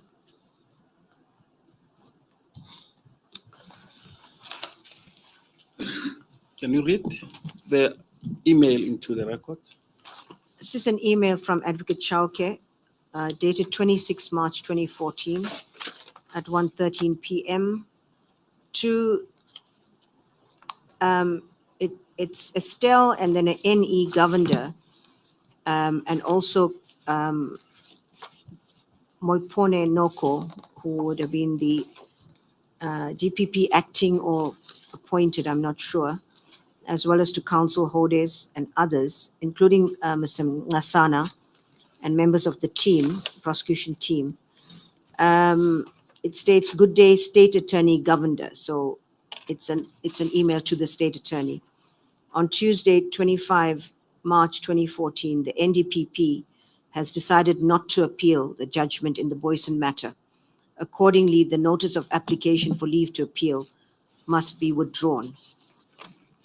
So this indicates that the National Director, Mr. Ngasana, at this point, had decided not to appeal Which, that matter. which then takes us to paragraph 109 of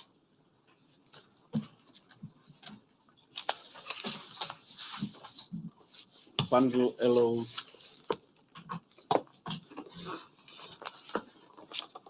LO1 on page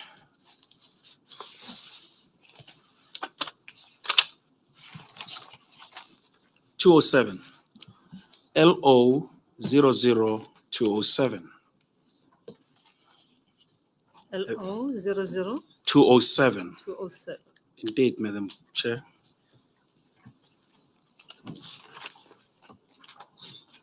Paragraph 109, are you there?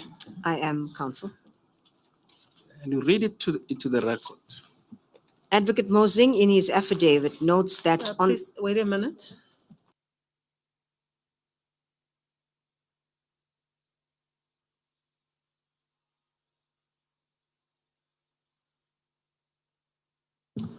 It's LO1 bundle. The page is LO 00207. This is Dr. Broughton's opinion, supplementary opinion. Not just refer us to numbers. Because you're telling us back and forth to different numbers. Go back to, just tell her to go back to Dr. Broughton's memos to help us to quickly find our documents. Dr. Broughton's opinion, are you there? I am, Counsel. Be kind enough to read paragraph 109 into the record. Read it in its entirety. Sure. If I may proceed, Chairperson. Amen.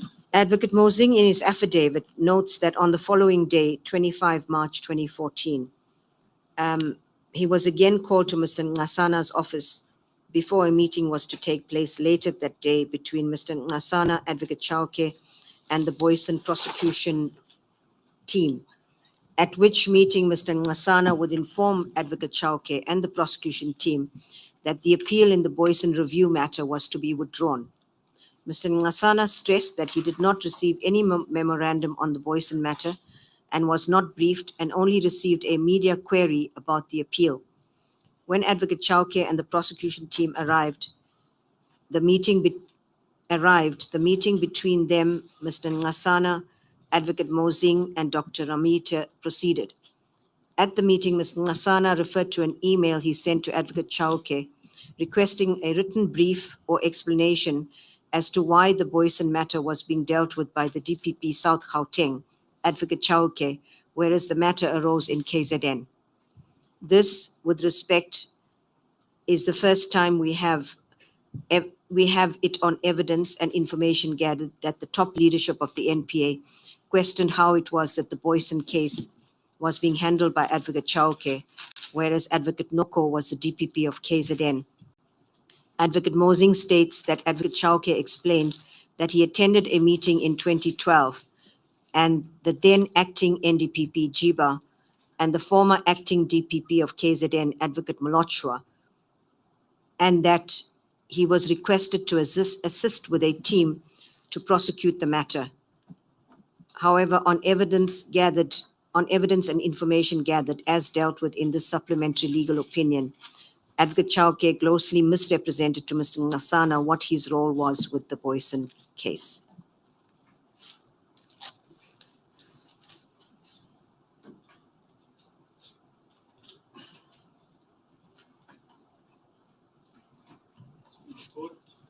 Go to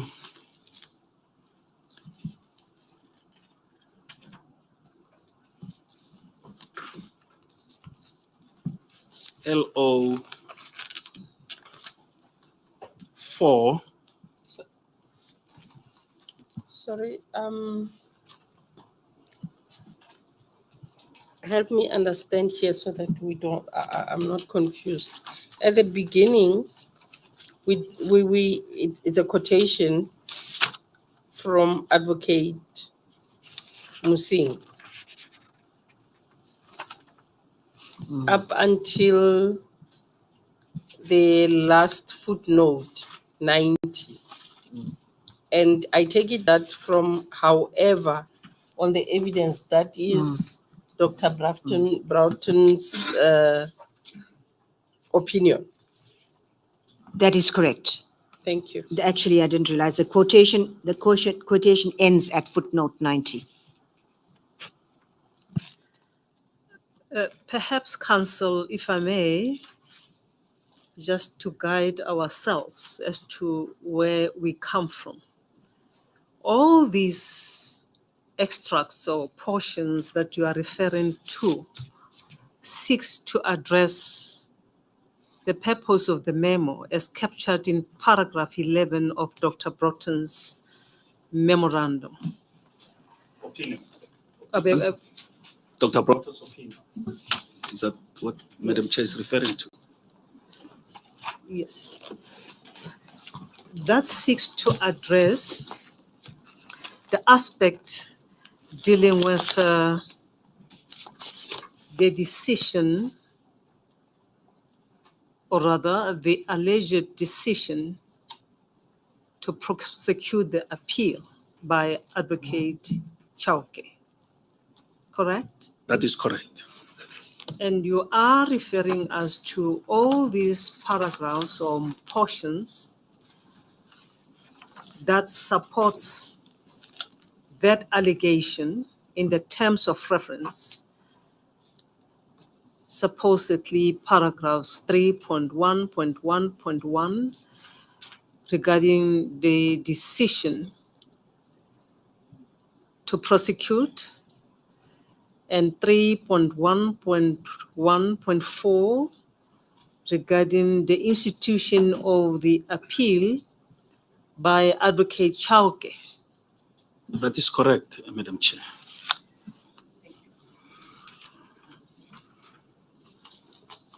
I want to make sure that we don't lose the thread as to where we are and why we are there.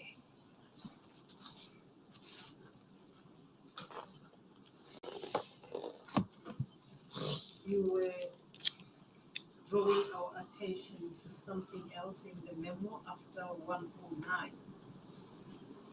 Dr. Broughton's document, opinion. 109, which has just been read into the record. I'm so I'm sorry to interrupt you. We were at paragraph 109, or had just finished reading that paragraph into the record. Indeed, Madam Chair. Proceed, sir.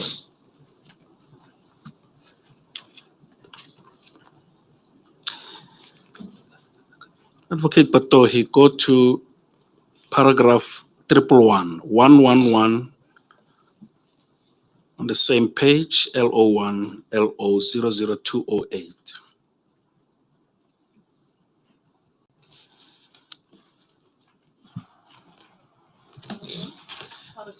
Triple one. 111.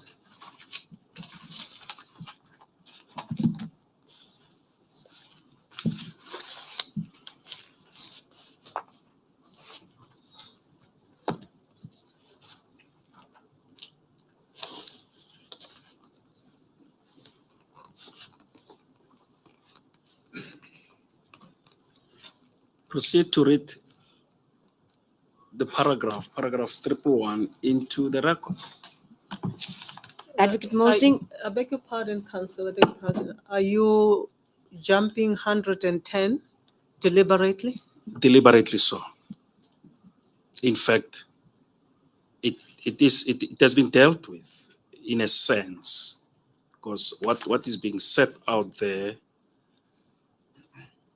has been referred to in Advocate Mosing's affidavit.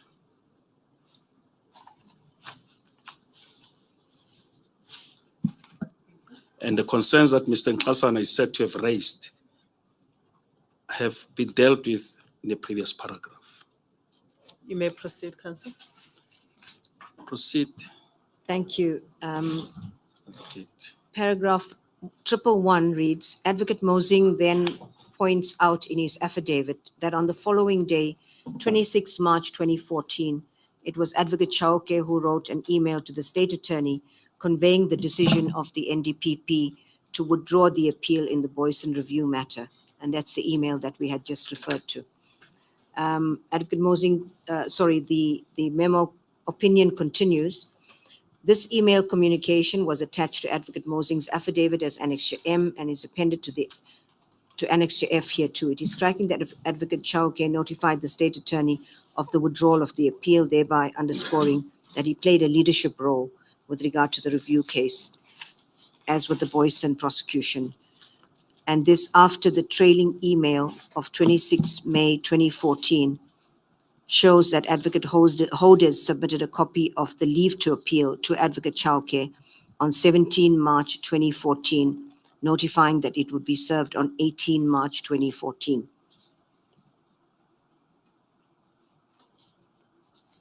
Counsel, if I may, the reason why I asked you about paragraph 110 was to tie it to the paragraph 109, especially the last sentence, which speaks of that meeting referred to in 109. The last sentence then tells us what then happened at the end of that meeting. Am I right? That is so, Madam Chair. Because 109 tells us what happened at that meeting. And the last sentence tells us then the way forward, as was decided at that meeting. The meeting was then adjourned with the understanding that the team will prepare a detailed briefing for Mr. Nkasana of the entire Boyson's case that will take place on 7 April 2014. Subject to correction, I thought that that part is important, or maybe important, as to what then happened regarding this very issue that we were dealing with. If I am wrong, you'll correct me. Advocate Patohi, do you have any knowledge about what happened? Whether Mr. Nkasan was briefed subsequent thereto, or Which appears from paragraph 110 is that there was a meeting on the 25th of March 2014 between Mr. Ngasana, and this is according to Advocate Mosing in his affidavit, between Mr. Ngasana himself meaning, I assume, Advocate Mosing, Dr. Ramaite, Advocate Chauke, and the prosecution team. Mr. Ngasana raised concerns over him not having been briefed as to the question of appealing the Govan judgment. He therefore felt that he was being undermined. Advocate Chauke stated that he had briefed Dr. Ramaite about the appeal, whom he expected in turn would brief the NDPP on the matter. Mr. Ngasana stressed that he was angry on learning about the notice of appeal and that he had taken the decision to withdraw the notice of appeal. Dr. Ramaite confessed that he had received the documents from Advocate Chauke, but he said that it was detailed and he did not look at the documents. This is in quotation marks. It was detailed and he did not look at the documents, though he said he raised his view with the NDPP not to go ahead with the appeal process. That's the end of the quote in that regard. The meeting was then adjourned with the understanding that the team would prepare a detailed briefing for Mr. Ngasana of the entire Boyson case that would take place before 7 April 2014. I just mentioned this part because you will recall that the very meeting that is mentioned at 110 is the very meeting in relation to 109.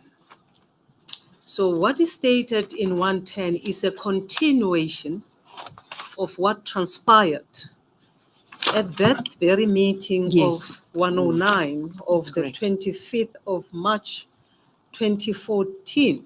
Mm. That is why I consider that the contents of 109 are maybe of relevance.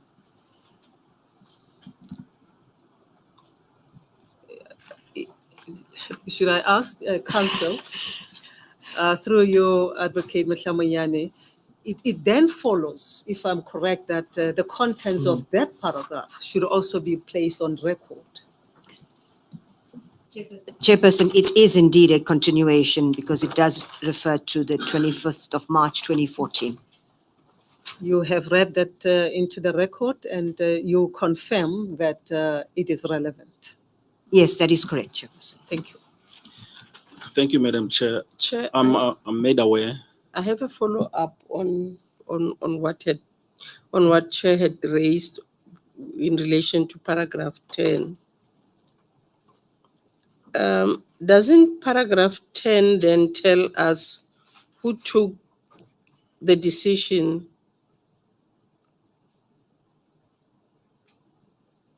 to withdraw the notice of appeal? Chairperson, is it paragraph 110, I assume? Yes, it's the National Director, Advocate Nasana, who took the decision to withdraw the notice of appeal. That's the withdrawal.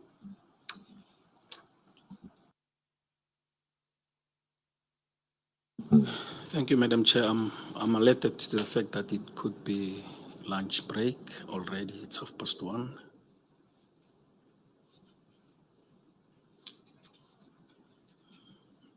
Yes, thank you, Council. 1:45. Our lunch time will be 2:15. I thought that we have been having lunch at 2:15. Might I suggest that you finish this aspect in relation to the prosecutorial decision to note an appeal in relation to terms of reference 3.1.1.4. Let me then proceed.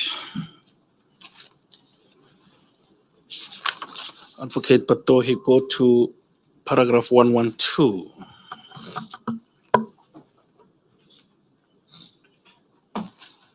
I must also just remind myself and you perhaps that paragraph 111 was earlier read into the record when I interrupted you. Indeed, it was read into the record. Thank you, Counsel. Proceed to read into the record paragraph 112 of Dr. Broughton's supplementary opinion on page LO 00209 in bundle LO1. Chairperson, for the sake of clarity and so that there isn't confusion, I should say that the way this opinion flows, we've dealt with the decision to prosecute the appeal, then Mr. Ngasana deciding to withdraw the appeal. And now when we go to 112, it takes us back because Dr. Broughton is now referring to some communications that he received. And you'll note that it actually relates to communication between Advocate Chauke and Advocate Holders on 16th and 17th of March. And it's still relating to the application for leave to appeal. So I just want to be clear about that so that we're not confused about the sequence of events. If I may then proceed, Chairperson. Thank you. It is helpful. So in paragraph 112, Dr. Broughton states as follows: on the last mentioned aspects, evidence has been provided to me by Advocate McAdam, attached hereto in the evidence bundle as Annexure U, and Annexure U would be, we don't need to go there now, Chairperson, but for reference, it would be at LO 885. I will continue reading from in paragraph 112. He received an evidence bundle, which is comprised of email exchanged between Advocate Chauke and Advocate Holders on 16 and 17 March 2014, relating to finalizing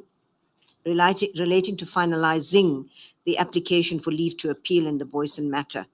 In the email of 17 March 2014 from Advocate Chauke to Advocate Holders, the former stated as follows, appertaining what had to be included in the application for leave to appeal, open quotes, I suggest that counsel should also place more emphasis on the fact that Boyson made a memo of the rewards indicating his direct involvement.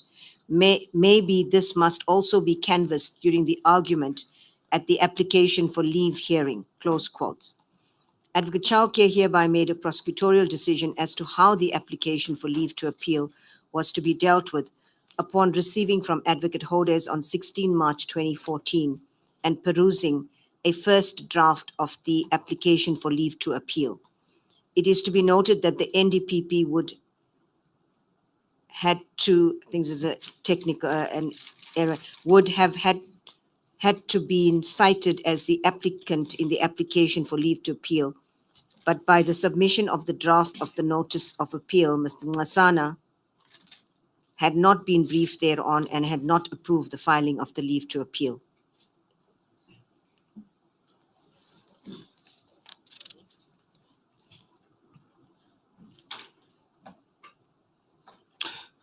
Now, go to LO 00885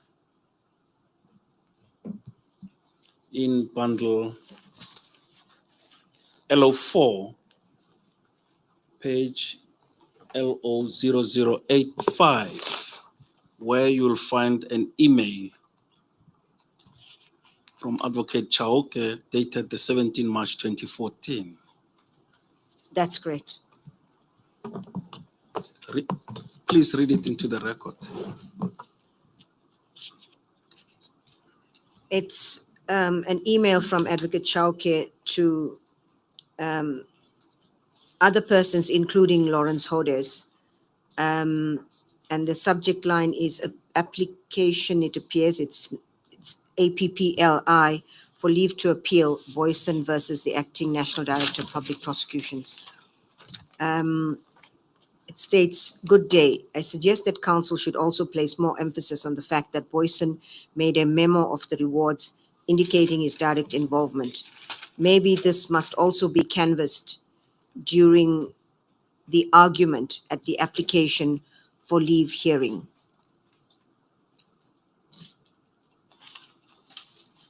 Council, that email, is it at LO4? This email is in LO4, Madam Chair, Page? page LO 00885. LO00 885. 885.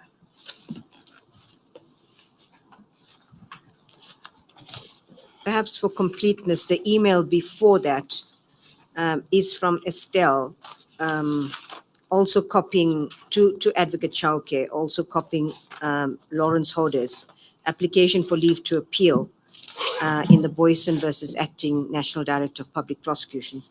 Herewith, please find first draft to enable you to compile the memorandum. Please excuse formatting as we are experiencing problems on computer. So this speaks to Dr. Broughton's opinion, where he refers to the draft of the application for leave to appeal, which would have been sent to Advocate Chauke. Are you reading the email trailing? And Yes, the please one- just let us be clear so I should not get confused. On which page are you? Yes, on the same page, 885, that we were on, LO 885. It's just below the one that I'd read. So it's No. an earlier email. Now, who's Estelle? The Well- one from whom this email emanated? I have no idea, but I would think she's from Advocate Hode's office, but I don't know for sure. But it appears that from the context that would be the case. It was addressed to Advocate Chauke, That's correct. dated the 16th March 2014. That's right, at 1:23 p.m. Right, go to the next one, the next page rather. On this, on 886, LO 00886 in bundle LO4.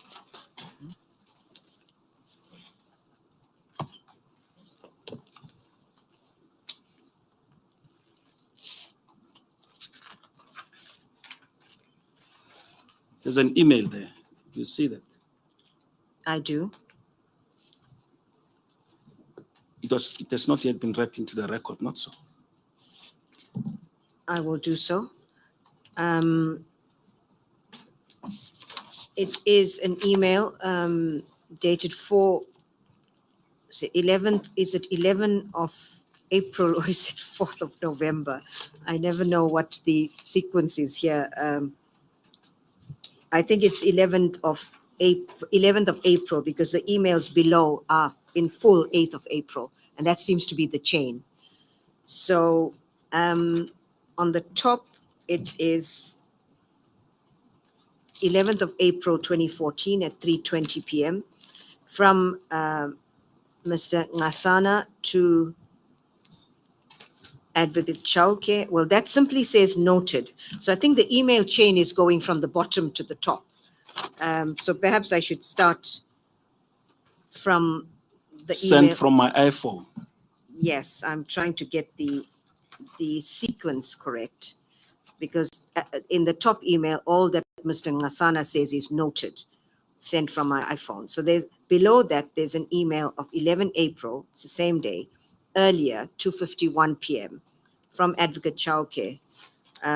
It's not clear who it's sent to from this document, but it says, "Good day, Dr. Ramaite," and that would have been his immediate report, line of reporting, the head of the acting head of NPS or head of NPS at the time. I refer you to the comments and reservations of both. I refer you to the comments and reservations of both the NDPP and yourself regarding my involvement in the Cato Manor matter. I also refer to a subsequent meeting that I held with the NDPP on 8 April 2014. I hereby confirm that I will no longer take part in any way regarding the management and prosecution of this matter. I have accordingly informed the team leader, Advocate Maema, and the DPP, KZN, Advocate Noko. Again, this email refers to the management and prosecution of this matter. And then the email at the top from Mr. Ngasana, who states noted. The response.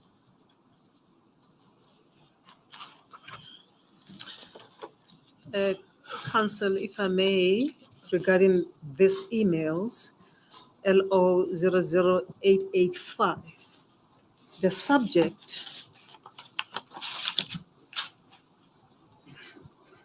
in the first email is application to appeal. In the subsequent email by the lady, Madam Estelle, the subject is also application for leave to appeal.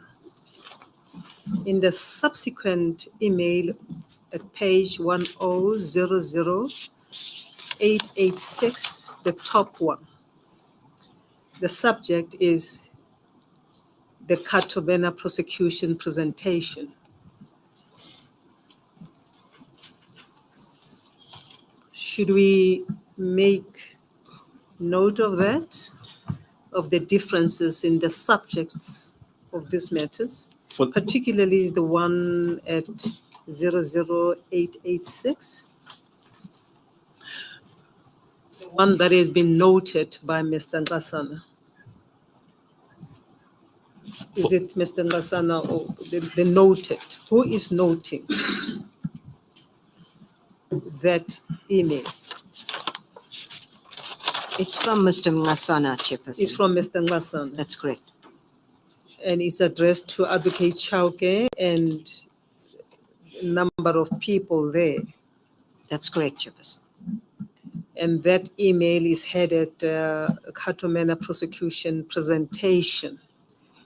Should we understand that to include the earlier subjects, application for leave to appeal in the previous twin email?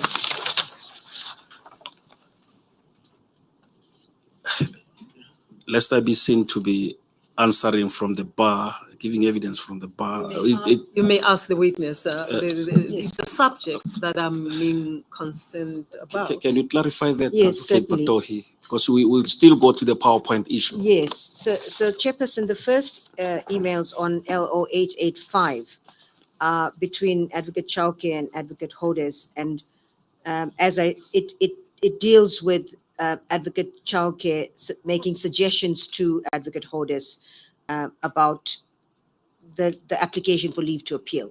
So that's a separate issue from the subject matter relating to the prosecution presentation, which happens much later. The That next is page. on 886. Yes. That's correct. It's a separate issue. That is correct, Chairperson. And my understanding, Council, is that you are addressing a specific aspect with all these extracts relating to the power or the decision to prosecute or note the appeal. That is so, Madam Chair. With see now at 0L00886, we are now referring to that email that seems to address this Advocate Andrew as indicated a separate matter. That is so, Madam Chair, which will go into. Is it of relevance? I beg your pardon, sir. Is it of relevance? That is the Katomena prosecution presentation subject. It is of relevance, and we will go over to it in a moment. Yes, thank you. Go to paragraph 115 of Dr. Broughton's opinion on page. Dr. Broughton's opinion is LO1, by the way, bundle LO1, page LO 00209. At the bottom of the page, towards the bottom of the page, rather, you'll see paragraph 115, where the PowerPoint presentation is referred to. Can you read it into the record? Yes, thank you. Chairperson, for context, I'm not going to read paragraph 114, but Dr. Broughton received this PowerPoint presentation from Advocate McAdam, and then he deals with it in paragraph 115. He received it together with other documents. In 115, he deals with the PowerPoint presentation, and it was sent by Advocate Maema to Advocate Chauke and fellow members of the Boyson prosecution team in the email of 8th April 2014. The subject of this email was noted as Cato Manor Prosecution Presentation, 7 April 2014. In this presentation entitled Cato Manor Prosecution Presentation, 7 April 2014, the prosecution team and Advocate Chauke were requesting the reissuing of racketeering authorizations in the Boyson Cato Manor case. On the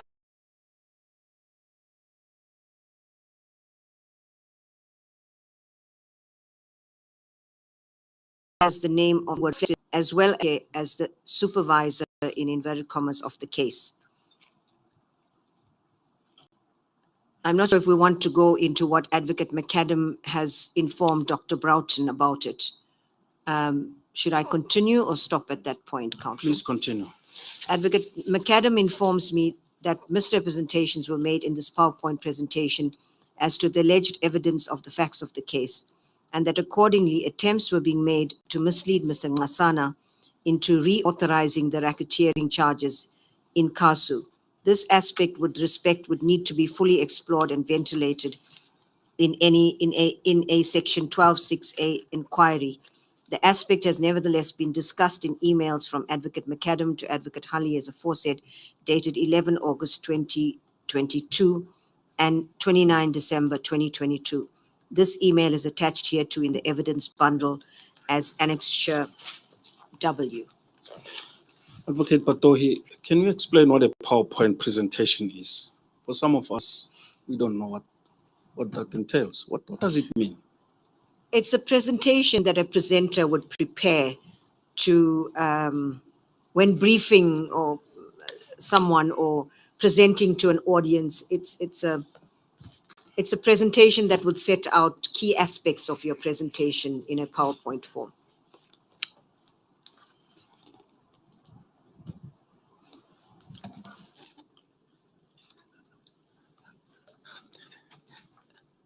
Is it used to present specific aspects of one's responsibilities to a senior or to seniors? From juniors to seniors? It depends what the purpose of the PowerPoint presentation is. At that particular moment? In this one, if we perhaps go to the PowerPoint presentation. Yes, we'll go there. I just wanted you, in general terms, to explain it. But let's go there. Maybe it might be Yes, I think it might be advisable that you would be able to fully explain it in order that it be clear to everyone else. It might be, Counsel. Go to it. Counsel, before you go there, just for my clarification, who is Advocate McAdam and what role did he play in this whole scheme of things? If I may explain, Advocate McAdam was a Deputy Director of Public Prosecutions in the National Prosecuting Authority, and he was attached to the Priority Crimes Litigation Unit, and then the Priority Crimes Litigation Unit, a unit that deals with certain priority crimes like terrorism and international crimes, etc. And then he was, if I recall correctly, and I'm speaking from memory, he was the liaison person between the Zondo Commission and the NPA at some point, but I stand to be corrected. But he was involved in to some extent in these matters as well.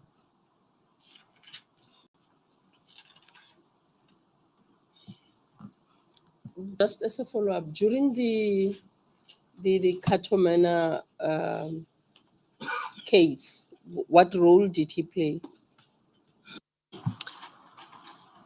During the Cato Manor case, that would be around 2012, 2013, 24. At that point, Chairperson, through you, I stand to be corrected, but my understanding is at that time he would have been he would have been playing the same role that I explained a few minutes ago, being a Deputy Director of Public Prosecutions in the PCLU, that's the Priority Crimes Litigation Unit in the NPA.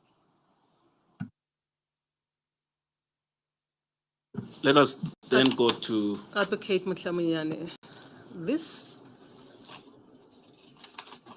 presentation,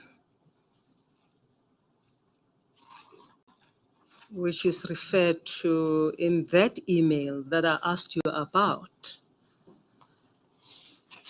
is being referred to in these paragraphs that have been read into the record. Are we at any stage going to be given the presentation, the PowerPoint presentation? in a moment, the panel will be referred to the documents that deal with the PowerPoint presentation. Should I proceed and do so? No, I'm just asking. I don't know how you want to proceed with your evidence, but I just thought that it seems to me that much is made of this power presentation, and it may be important that we have a look at it.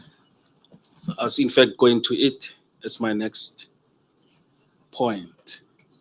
I don't want to derail you Not at in all. any way, but you can just flag that point so that you come back to it at a later stage if you so wish at this point. Madam Chair, I'm actually getting to it, right into it, so that the Advocate Patohi should be in a position to fully explain what it entails. It is on the next page, actually, LO4. This page on LO4, LO 00886, where the subject matter is the Katomana prosecution presentation, is actually followed by the presentation itself on the next page. Unfortunately, these pages are not numbered, but I would accept they are part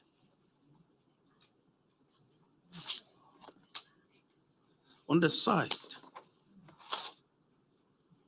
I don't see numbering here. Oh, my apologies. They are numbered. They are numbered. The next page is LO 00887, Madam Chair, and your sisters, which contains the Katomana prosecution presentation with a date there appearing as 7 April 2014.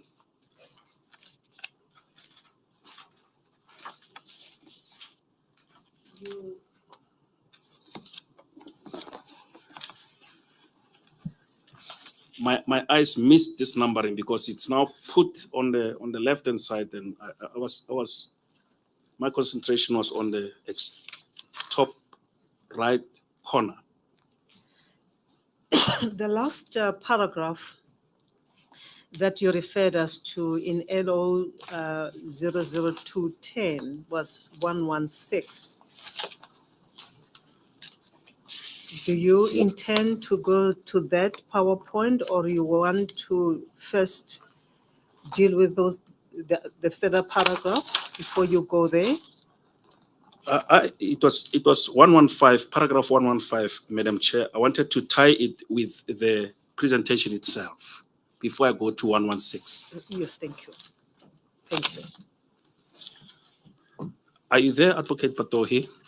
I am, Councillor. It is LO4 on page LO 00887, wherein you'll see Katomana prosecution presentation. Just explain what exactly was happening here. Well, if one looks at page one, the page before that, the presentation where the emails are, the email at the bottom from Selo Maema to Advocate Chauke and other members of the team, its subject is emailing, Cato Manor presentation, 7 April 2014. Dear colleagues, I enclosed herewith the slide preparation by the team for your attention. And then it appears that that is a presentation that follows that was attached to that email, because it is dated on the first page, 7 April 2014. It's Cato Manor prosecution presentation is the heading.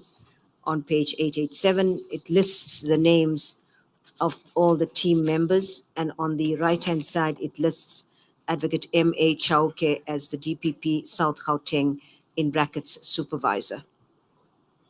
Before you leave that topic, what is a supervisor? What do you understand by a supervisor? Well, ordinarily, it's one who supervises other persons, but the NPA Act does define the supervisory function in terms of one of the powers of the DPP. And I think it's section 22. It's 24(1)(c), I believe. If Let's I go could- to it immediately so that when you explain it, you should be Section having it in front of you. 24(1)(c) of the NPA Act. Yeah, read the whole of 24(1). Maybe that can help.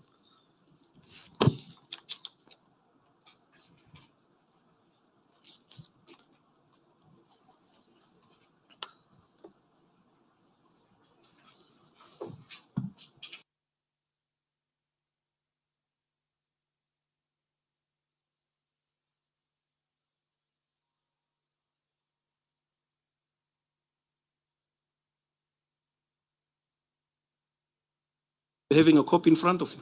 I do. I'm waiting for the Okay. panel to continue. 4. Section 24, Madam Chair.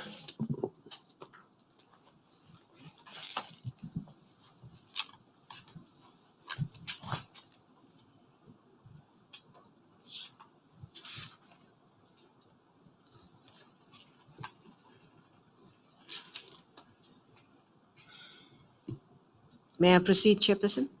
Proceed, Madam. Thank you. Section 24, powers, duties, and functions of directors and deputy directors.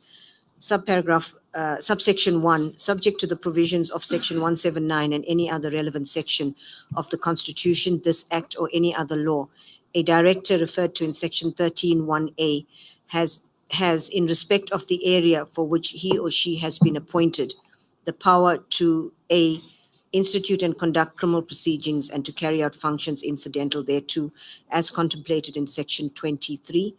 B, supervise, direct, and coordinate the work and activities of all deputy directors and prosecutors in the office of which he or she is the head.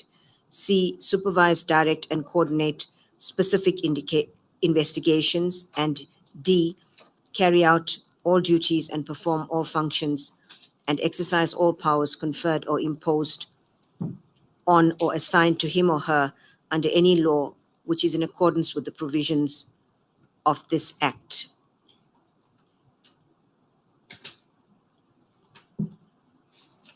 All of these powers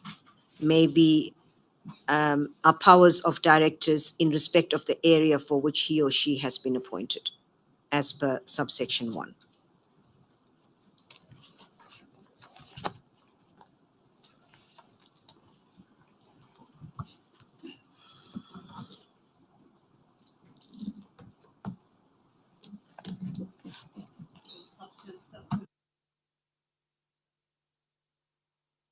Will subsection 2 be of relevance?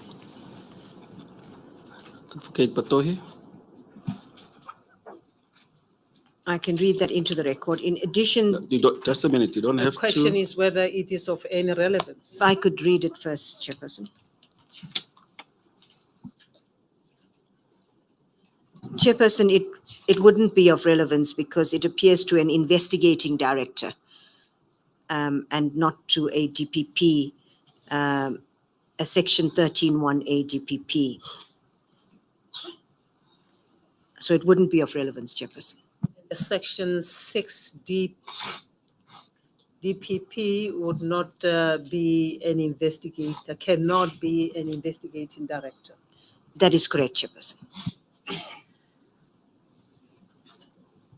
I see in subsection 2B, it refers to the prosecution of an appeal in any court in the Republic emanating from criminal proceedings instituted by the investigating director or the persons authorized thereto by him or her. I see that, Chairperson. You maintain that it is of no relevance for our purpose. No, because it refers specifically to the investigating Investigating director in that section. Thank you. If we may take it further, maybe to assist and to put it within I context. do understand to my question. I wanted to go to 8 so that it should be read with and be contrasted and compared with Sub 2. with sub 2 I think because the, it the relates to- answer by answer. Advocate Batoyi is suffices. I'm satisfied.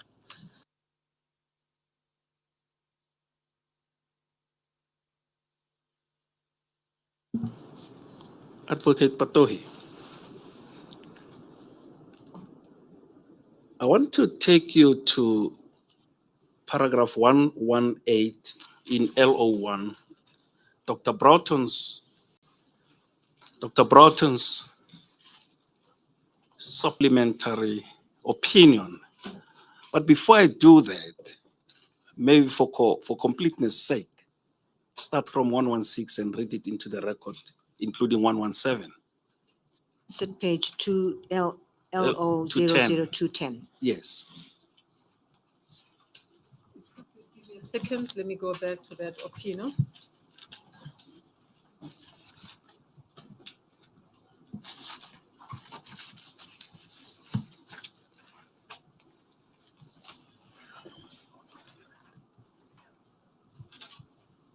Yes, thank you. It's LO00 210, Chairperson. to 10. Oh, which one? It's volume.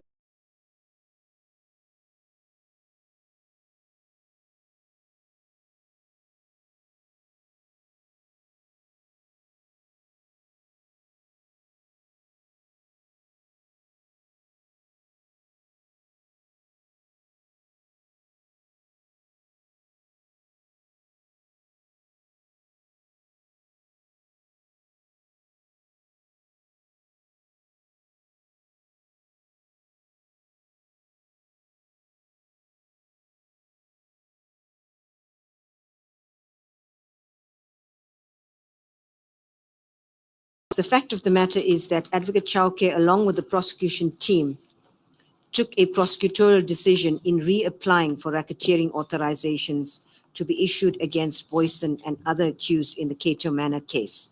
That's on the basis of the PowerPoint presentation we dealt with. Paragraph 117, evidence has been provided to me by Advocate McAdam. See attached here to in evidence bundle Annexure X, and that is an annexure. I'll continue, which is comprised of email exchanged between Advocate Maema and Advocate Chauke on 28 and 31 March 2014. This email was also sent to Advocate Noko and pertained to mutual legal assistance with Greece in respect of a witness in the Boyson Cato Manor case. What is relevant for present purposes is that in the email of 28 March 2014 from Advocate Maema to Advocate Chauke and Advocate Noko, Advocate Maema proposed that Advocate Noko also had to be a part of the briefing session on Monday, 7 April 2014. Advocate Maema noted that Advocate Noko would benefit from the presentation or any of the issues which were raised there when he stated that, or any of the issues which were raised there. He then stated that he was, however, unsure whether he had the authority to invite Advocate Noko to the briefing session. Advocate Chauke then replied to Advocate Maema per the per the email of 31 March 2014, forwarding the response email to Advocate Noko that the latter was to be present at the briefing session of 7 April 2014. It would seem, therefore, given that Advocate Noko indicated in her affidavit, which is Annexure A to Advocate Broughton's bundle opinion, that Ms. Ngasana instructed her during a briefing session with the prosecution team to directly deal with the Boyson case as the DPP of KZN, that the briefing session referred to in the aforesaid email, Annex X to Broughton's opinion, and the PowerPoint presentation dated 7 April 2014, which is Annexure V to his opinion, indeed took place with the NDPP on such date. It is striking that even though Advocate Noko was included in the briefing meeting with the NDPP, her name did not feature in the PowerPoint presentation. This is further evidence that the Boyson prosecution up to that point was being controlled and directed by Advocate Chauke.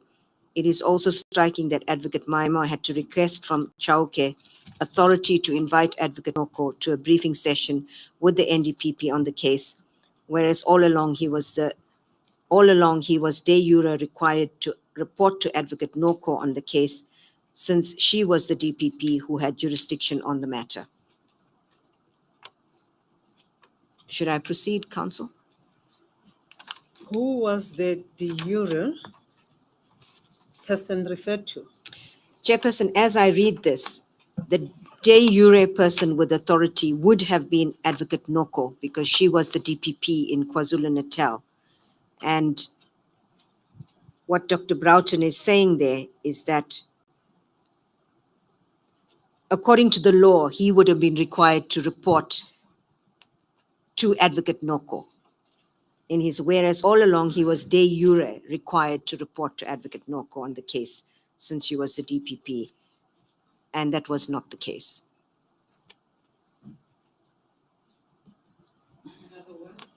Simply put, if my understanding is correct, that legally speaking, Advocate Chauke would then have been expected to report to Advocate Noko.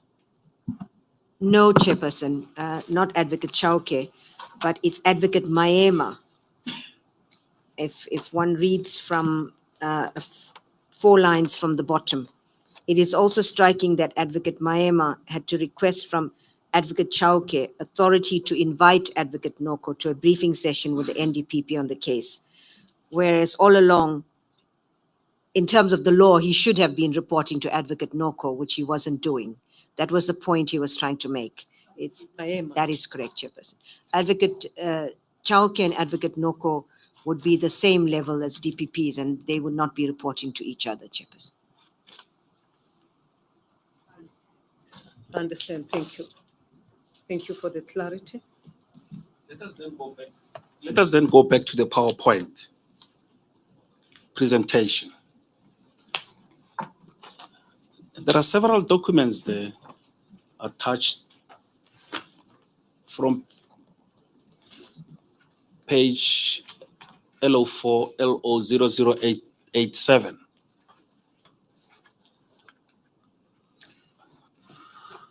Are they of any significance? Before you do that, Council, we have exhausted 117, paragraph 117. And which document are you going to now? I'm referring her back to the prosecution presentation, the PowerPoint, the document dealing with the PowerPoint prosecution presentation of 7 April 2014.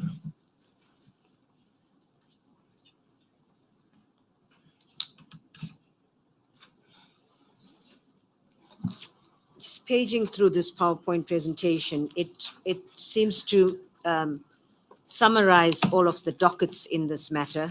And the dockets, a number of pages refer to the dockets, and then it continues, and then from page 936, it deals with the enterprise, and that would be a requirement in terms of the racketeering charges. One is required to prove that there was an enterprise, and that is defined there, which I won't go into unless required to. And they say who the enterprise is. And then from page 939, they deal with the evidence linking accused one, and that is the end of the presentation. I am lost. Apologies, Chairperson. PowerPoint bundle.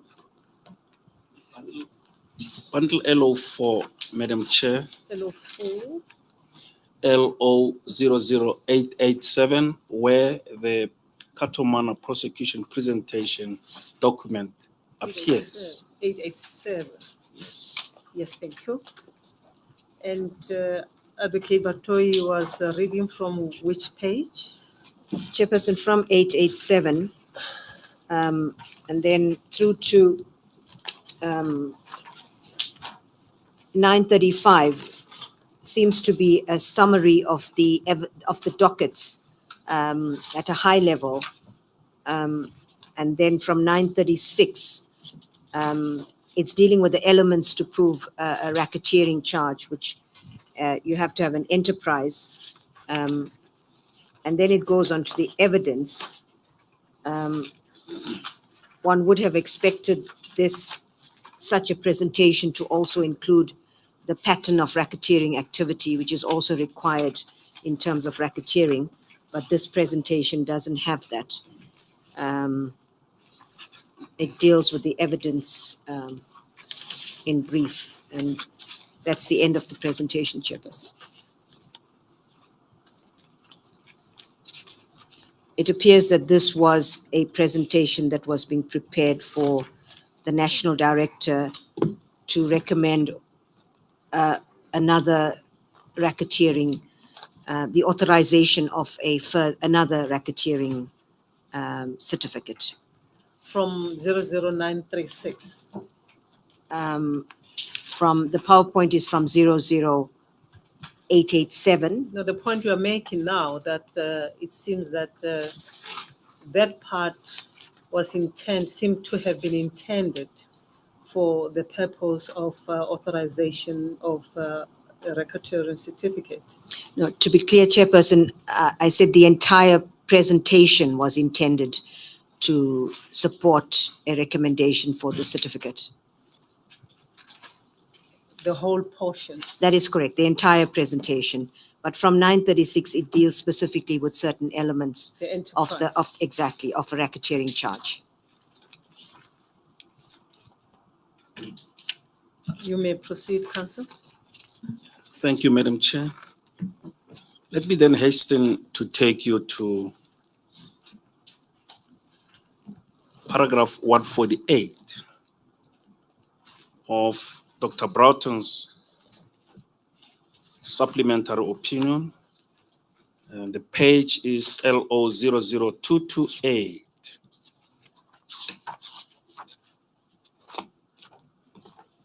I suppose we are still on the point that you started at, the prosecutorial decision making. We are still there, Madam Are we Chair. still there? Yes, we are still there. Are you going to finish on that point, or is it still going to take us long? Otherwise, we have to adjourn for lunch. I'm wrapping up. It's not going to take long. It will take about 2 to 3 minutes because I'm going to refer her to her affidavit and then we close it. Yes, thank you. You may proceed. Can you read that paragraph into the record? Which paragraph, by the way? 148 in LO1, supplementary opinion of Dr. Broughton. LO1 bundle, page LO00220. 00220.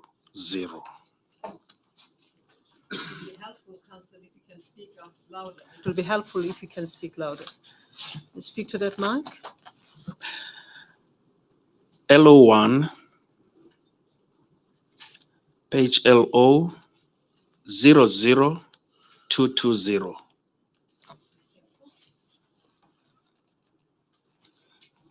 Can you read it into the record? What is this document? It comes from paragraph, Still forms part of Dr. Broughton's. it's part of paragraph 147. Yes. I beg your pardon.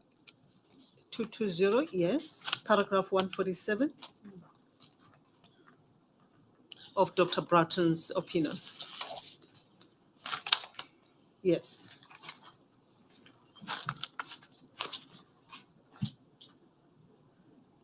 Madam Chair, deals with date of meetings document.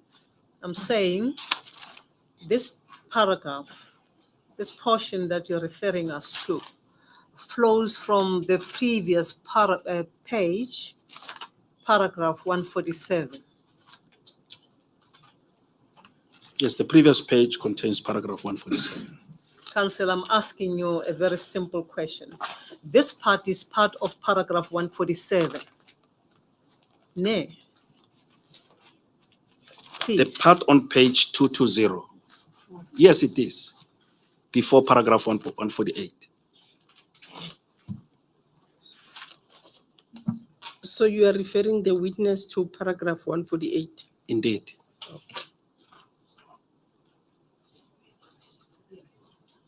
That's why I am confused, because that top part quoted 19 June 2012 in quotation mark is part of 147. So we are going to paragraph 148. That's correct, Madam Chair. Thank you.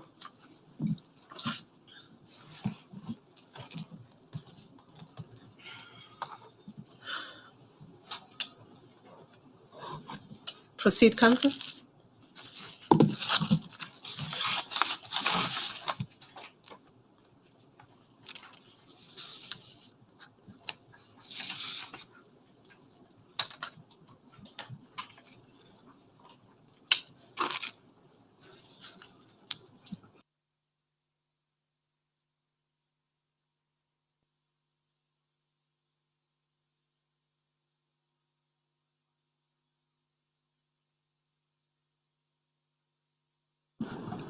I asked that you read into the record paragraph 147. 147. Paragraph 147. 148, rather.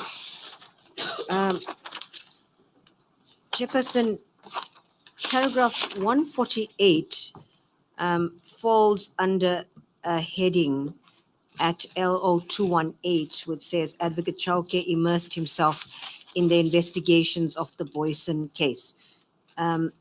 It appears to be where Dr. Boyson's pulling out certain conduct and to support that. I'm trying to contextualize 148, Chairperson.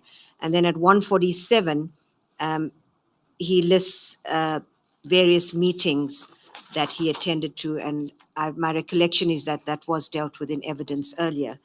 And then at 148, he says it is submitted that the above conduct by Advocate Chauke vis-a-vis the investigation of the Boyson Cato Manor case is not consistent with the DPP, who claims to merely put together and coordinated a prosecuting team to conduct a prosecution in another DPP's jurisdiction. This is besides the fact that Annexure B and J of Broughton's opinion reflect that Advocate Chauke attended court appearance in the Boyson case in Durban, including at the bail application. Indeed, even though he is the DPP of South Gauteng, Johannesburg, Advocate Chauke on 19 June 2012 had a meeting with the KZN Regional Court President, Mr. Ndimande, to discuss availability of Regional Court Magistrate to hear the bail application, and that is footnoted. The question arises with respect how this could have happened where Advocate Chauke was not the DPP of KZN having jurisdiction over the case.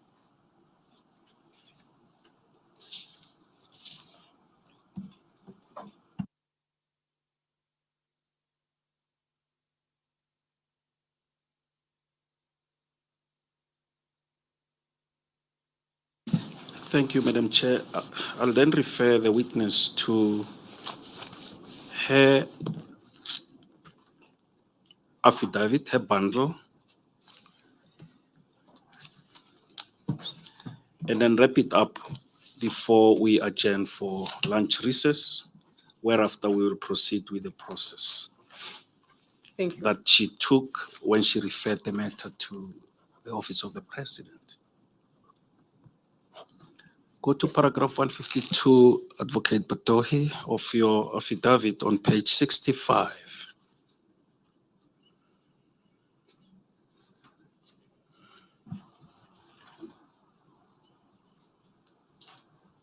I'm there. Yeah, you may proceed and read it into the record. Yes, so just for context, Chairperson, so Advocate Ngasana, Mr. Ngasana, during his term did not authorize any racketeering certificates. And as per paragraph 152 on page 65, subsequently, Advocate Sean Abrams, who had been appointed as the NDPP on 18 June 2015, issued fresh racketeering certificates for the prosecution of Boyson and members of the Serious and Violent Crimes Unit on 13 February 2016.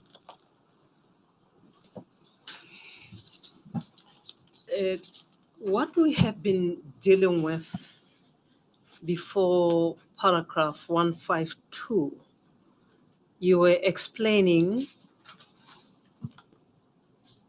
the circumstances pertaining to that gap that you spoke about, That is correct, Chairperson. not covered in your affidavit. That is correct, Chairperson.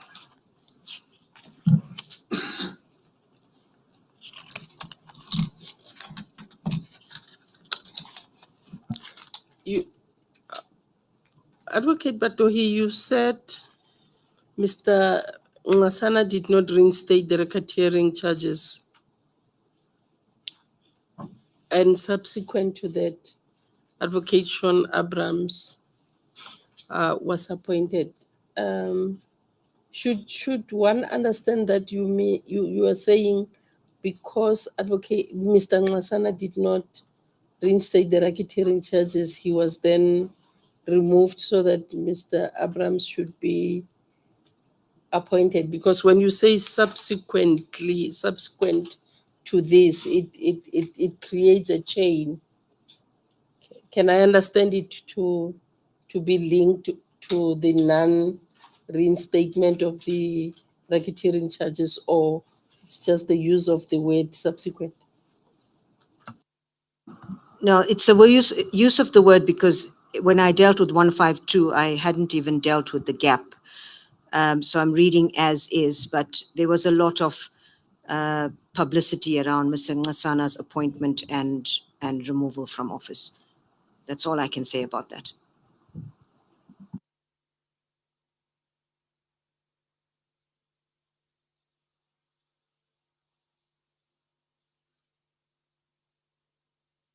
Thank you, Advocate Batohi. Thank you, Chairperson. Advocate Mohlamunyane, are you wrapping up, or should we assume that you are going to then proceed from 153? To now deal with the process. I beg your pardon? No, I'm mistaken. I'll take instructions because the next matter is the Mtluli matter. And the process deals with both the Mtluli and Boyson matters. I'll take instructions on that. Yes, I want to know on this aspect. On this aspect, Have you wrapped up on this it aspect? has been wrapped up, Madam Chair. The aspect that troubled Advocate Batohi together with me on the gap. Yes. Before you go to Mdluli, and I'm just mentioning it now, we may have some few questions to clarify aspects in relation to this Boyson's matter before you go to the Mdluli matter. Thank you, Council. It's 2:30 now on that watch. Let's take an adjournment for 45 minutes to have lunch. We will reconvene at 3:15. We adjourn.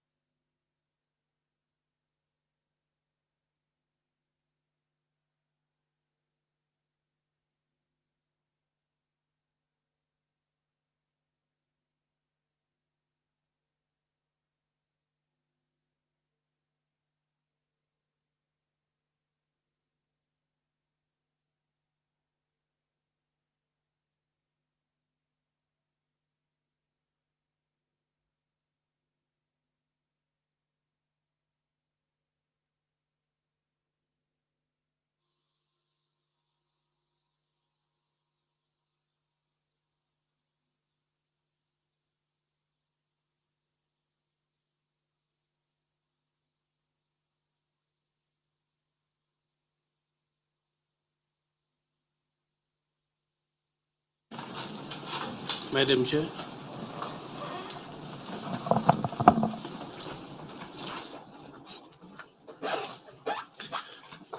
Madam Chair. Good afternoon, everyone. Yes, Council. Yes, sorry, Madam Chair. I just needed to ask to be excused. Understand that the proceedings might go a bit further than usual today, in view of my preparations that I have to do still for my appearance tomorrow. Perhaps this is then appropriate moment to place yourself properly on the record yourself.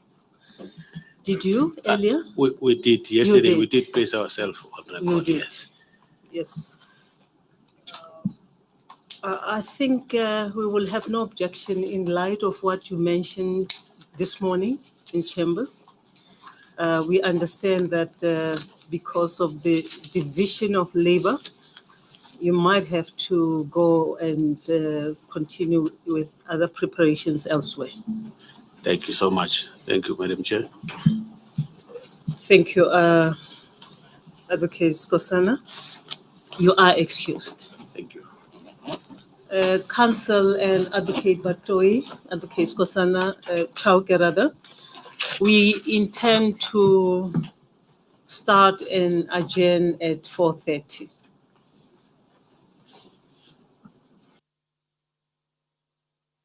Madam, you are still under oath. Noted, Chairperson.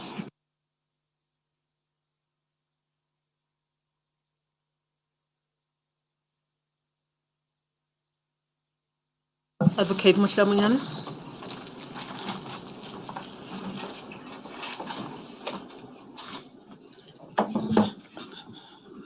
When we adjourned, Madam Chair, you indicated that you were having a few questions that you would like to pose to the witness, Advocate Batohi.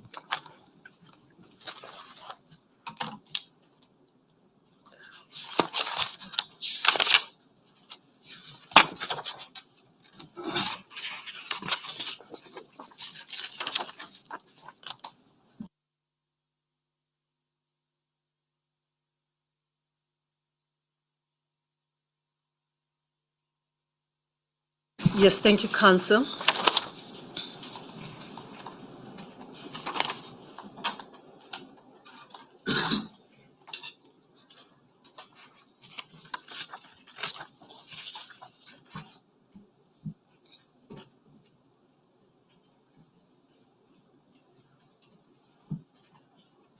Paragraph 156 of Advocate Batoi's affidavit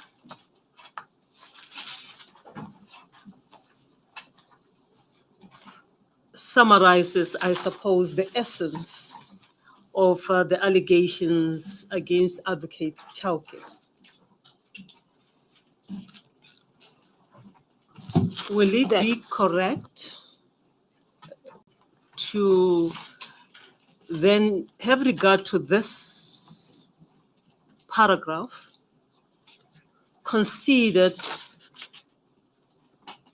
in line with the terms of reference and the 3.3 and 3.1 and the sub-paragraphs there? That is correct, Chairperson.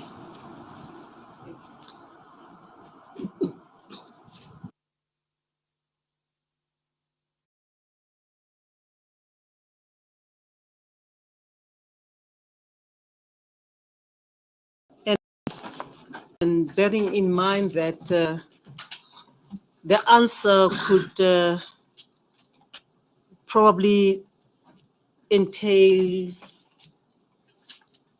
a legal principles regarding what constitutes evidence and what does not constitute evidence. That the common thread that runs through the terms of reference from paragraph 3, at least 3.1.1 up to the end, in relation to the Katomena matter, the Boyson's matter, until 3.1.1.5 is that Advocate Chauke misconducted himself in the manners described in those paragraphs. To summarize, by instituting the racketeering charges, I'm just paraphrasing that, supporting a decision to prosecute the accused, notwithstanding that there was no evidence, recommended to the acting National Director of Public Prosecutions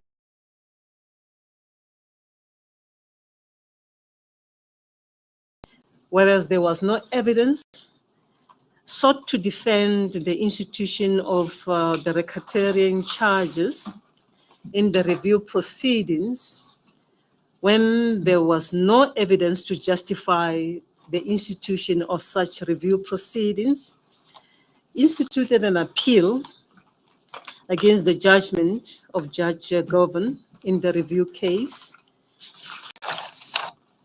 whereas there was no evidence justifying the institution of the racketeering charges, and lastly, attempted to have the racketeering charges against Major General Boysons and members of the Kato Manor unit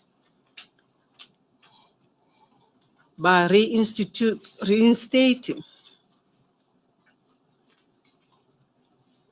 the prosecution, notwithstanding that there was no evidence. I'm just paraphrasing those paragraphs. But the common thread is that in all those aspects in which he is alleged to have done certain things unlawfully, as you say in your affidavit, that thread is that there was no evidence. I'd like you to just take us there. Is it correct that there was no evidence whatsoever? Assuming, let us work on the assumption that Advocate Chauke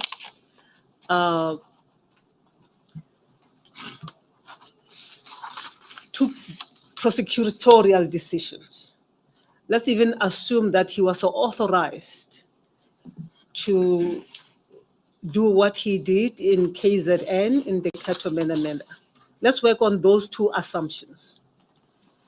The question then remains, that being the case, can it safely be said, given the evidence that has been presented to us, put aside the legal opinions, but look at the evidence in the form of affidavits themselves, whether one can safely say there was no evidence? Thank you, Chairperson. Chairperson, I would say that I can't say there was no evidence. I'll say there was insufficient evidence. Because if you look at, if I may explain, Chairperson, if you look at the racketeering charges, one would have expected that in that, let's assume the case proceeded, well, not the case, let me rephrase that, let me start again. In the assessment of whether the evidence met the standard of a reasonable prospects of a successful prosecution, one would look at what the evidence was. And in that particular case, one would have looked at all of the evidence in all the murder dockets. One would have looked at various pieces of evidence. And some of that would have been admissible as evidence. The question would be whether there was sufficient evidence to prosecute on racketeering charges. So that's my answer, Chairperson. You cannot say there was no evidence, but there was insufficient evidence to prosecute on the racketeering charges. And I hasten to add that all of the dockets, the underlying dockets, the murder dockets, were submitted to the DPP KwaZulu-Natal to consider each one of those dockets individually and decide whether there is any case, anyone can be charged from this group or anyone else from the group of the accused in the racketeering prosecutions. The DPP in KZN declined to prosecute all of the dockets except one, where the matter, I did testify about this earlier, where the matter proceeded to court in the one matter and the accused were acquitted.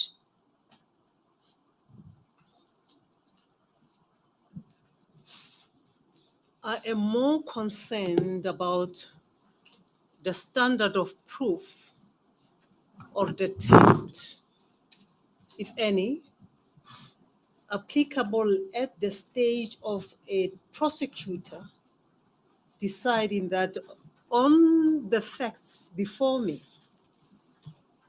I am going to prosecute these accused persons. We are not yet at a trial where the standard of proof is beyond reasonable doubt. It is at that preliminary stage when you form a view as a prosecutor. And please advise me if I misunderstand, because I never prosecuted.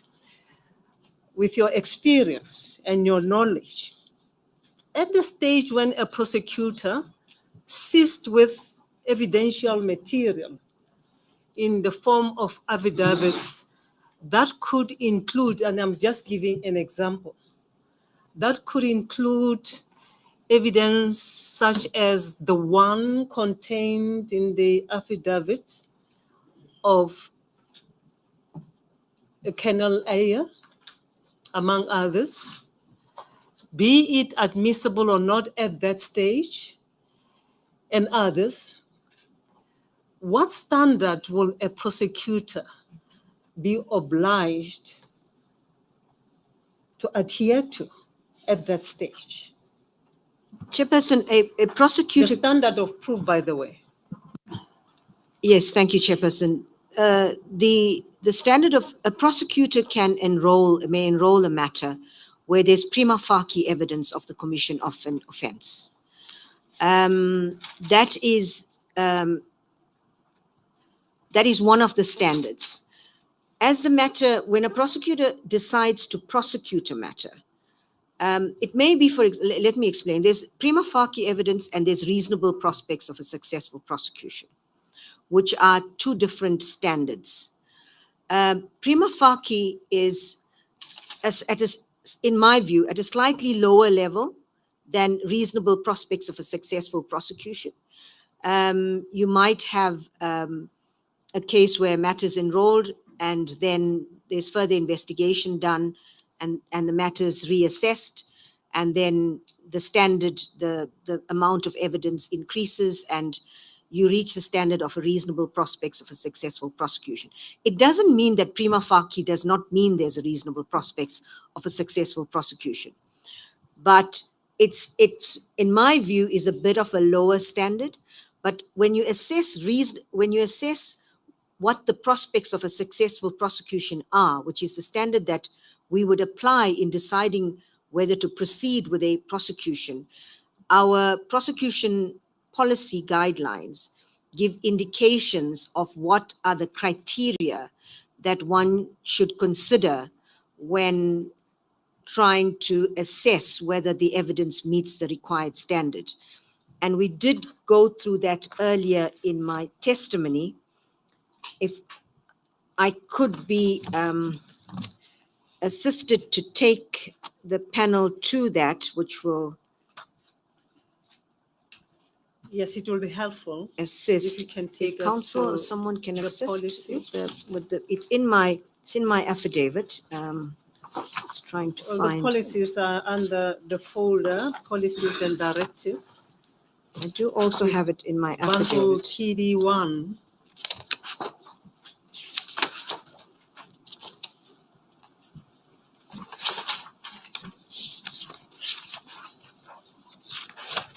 Council, if you have a copy or your team has a copy, you may assist Advocate Batoi with your copy. I have made markings in my copy, so I cannot borrow it to you right now. Chairperson, I have in paragraph 24 of my affidavit, On page 14, Madam Chair. of on the page affidavit. 14, I beg your pardon, yes. Paragraph 24 of my affidavit.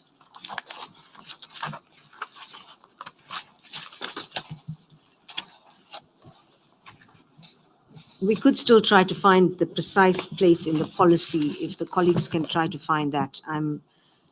I suppose your team Yes. will assist in locating those relevant portions of the policy. You can then proceed with paragraph 24, you said? Yes, thank you, Chairperson. It says the decision to prosecute or not to prosecute must be made in accordance with the NPA prosecution policy and prosecution policy directives. The prosecution policy prescribes various factors that must be considered by a prosecutorial member of the NPA, generally referred to as a prosecutor, etc. I'll leave that out, when deciding whether to prosecute or not to prosecute. In essence, the prosecutor must have regard to the contents of the case docket, that is, the prima facie evidence and statements contained in the dockets, as well as any version proffered by the accused in what is called a warning statement or a confession or any other statement made by the accused. The prosecutor must evaluate such evidence, taking into account all relevant factors, including how strong the case is for the state, whether the evidence is admissible, whether the state witnesses are credible, excuse me, whether the evidence is reliable, whether the evidence is available, and how strong the case is for the accused or the defense. Those are some of the factors to be considered, Chairperson. Having regard to those factors that are referred to paragraph 24, will I be correct to say the prosecutor has a carte blanche to make that determination without evidence? He has that freedom, the wide freedom. That is correct, Chairperson.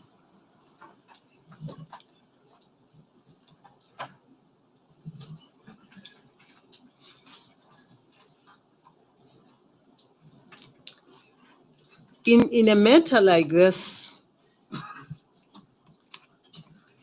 shouldn't you direct us to those aspects of paragraph 24 that are suggestive of the fact that the prosecutor, Advocate Chauke, in this instance, if I may, did not apply his mind, did not take into account the relevant factors, didn't look at what was admissible or not admissible, what was likely to be credible or incredible, reliable or unreliable, etc.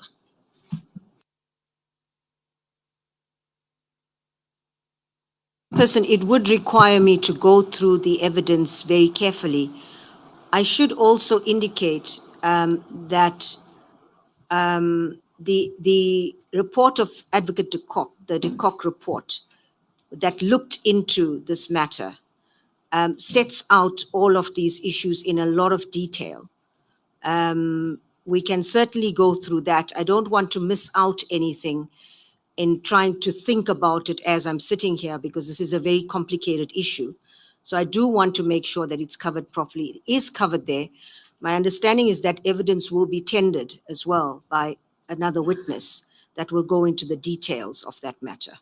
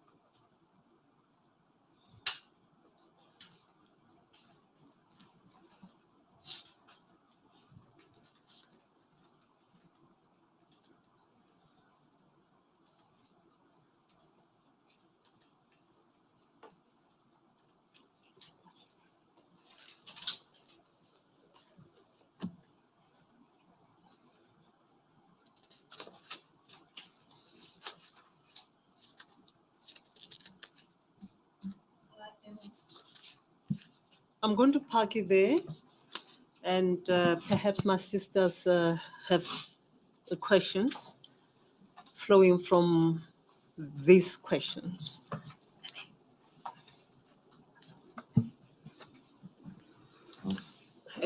Right.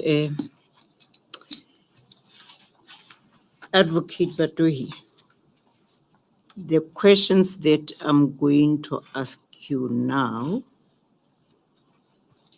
will also be confined to an assumption that Advocate Chauke exercised the power that he had. And the focal point is about evidence, lack of evidence that is decried across that clause 3 of the terms of reference. Now, is it correct or not that in the course of exercise of the prosecutorial decision making within a directorate or the seat of court, as they have the seats, within that there would be teams of prosecutors who fall under the particular directorate? That is correct. That is correct. They would be yes. prosecutors, and some Yeah. of them may be organized in teams, Yeah, that's in a right. division. Yes, yeah. Now, is there a time where you find that there's a difference of opinion among the prosecutors about whether or not the matter should be proceeded to prosecution? There are such. I see you are nodding just for the Yes, no, I record, thought you were please. going to continue with your question. Okay. You were not finished. Yes. Yes, there are Yeah. instances where there would be differences of opinion, Yes. and one would have to Right. consider the issue. And there would also be cases, in such cases, where you find that there's a toing and froing between or amongst the prosecutors, one persuading the other, and ultimately they reach a point that, well, they will agree to disagree, and then someone, maybe senior, may come in to try to give direction. Yes, Does certainly. it That happen? does happen. Yeah. And out of that type of exercise, the cases would be processed to a point of prosecution and maybe prosecution to finality. Others, they would start with prosecution and halfway, because of the continuous assessment, there would be a recommendation that the prosecution be stopped and so forth. Am I correct? On that point, it's quite rare. I don't have the figures, but the DPPs do decide whether to stop prosecutions. But from my understanding, that's quite rare. Once a prosecution starts, of course, there could be charges that may be withdrawn before plea. Before plea, yes, you could withdraw charges for various reasons. But once a plea is taken, then the charges cannot be withdrawn. The prosecution must be stopped. And that requires a DPP to authorize the stopping of a prosecution. Before plea, when it's withdrawn, a prosecutor can do that without getting the express authority of the DPP, because we deal with hundreds of thousands of cases in the courts. So just to make the distinction between a withdrawal before plea and a stopping of a prosecution after plea, which requires the DPP's authorization in the latter case. Yeah, I understand the process quite well. The withdrawal of charges is against the stoppage of the proceedings or pursuing a particular charge. So the question that I had asked, it was about the issue of where you'll find that even if a recommendation had been made that a matter go for prosecution, because of other developments and also in the spirit of a continual assessment of the case, there are cases where there would be either a withdrawal before plea, of course, or a stoppage through proper processes of the proceedings, right? That is correct. It Yeah. can happen, although I said stopping is more rare than withdrawal. I understand that, yes.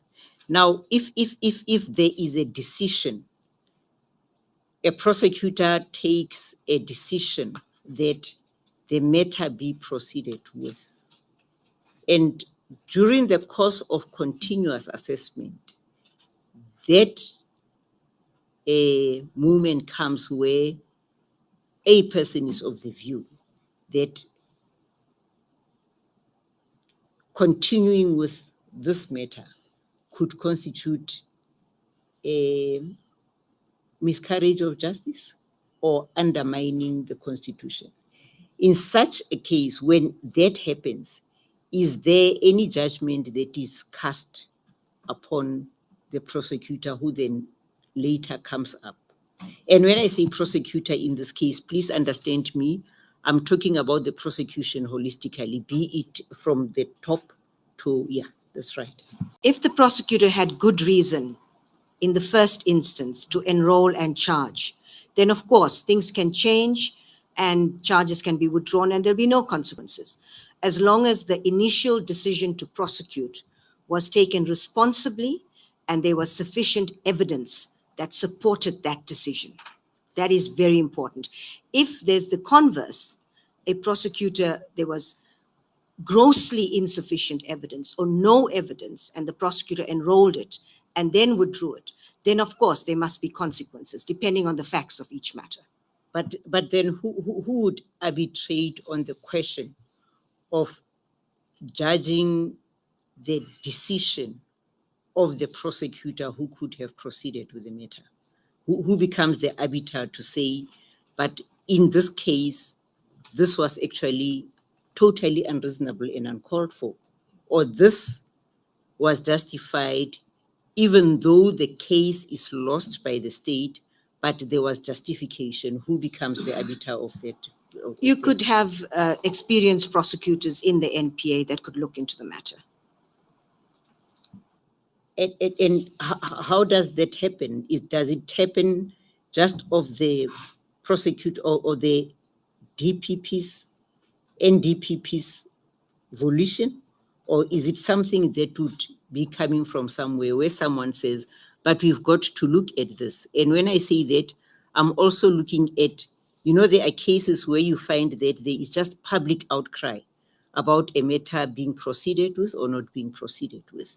Now, in instances where there are no even representations from the parties to the case, but there is a public outcry out there about how the matter went about, does the NDPP or the director have a standing of his or her own volition to look into the matter and make a judgment call as to whether there was in fact evidence of the threshold of exercise of prosecutorial decisions, and not the evidence there that we may talk about during the course of this discussion, which is at court level about 174.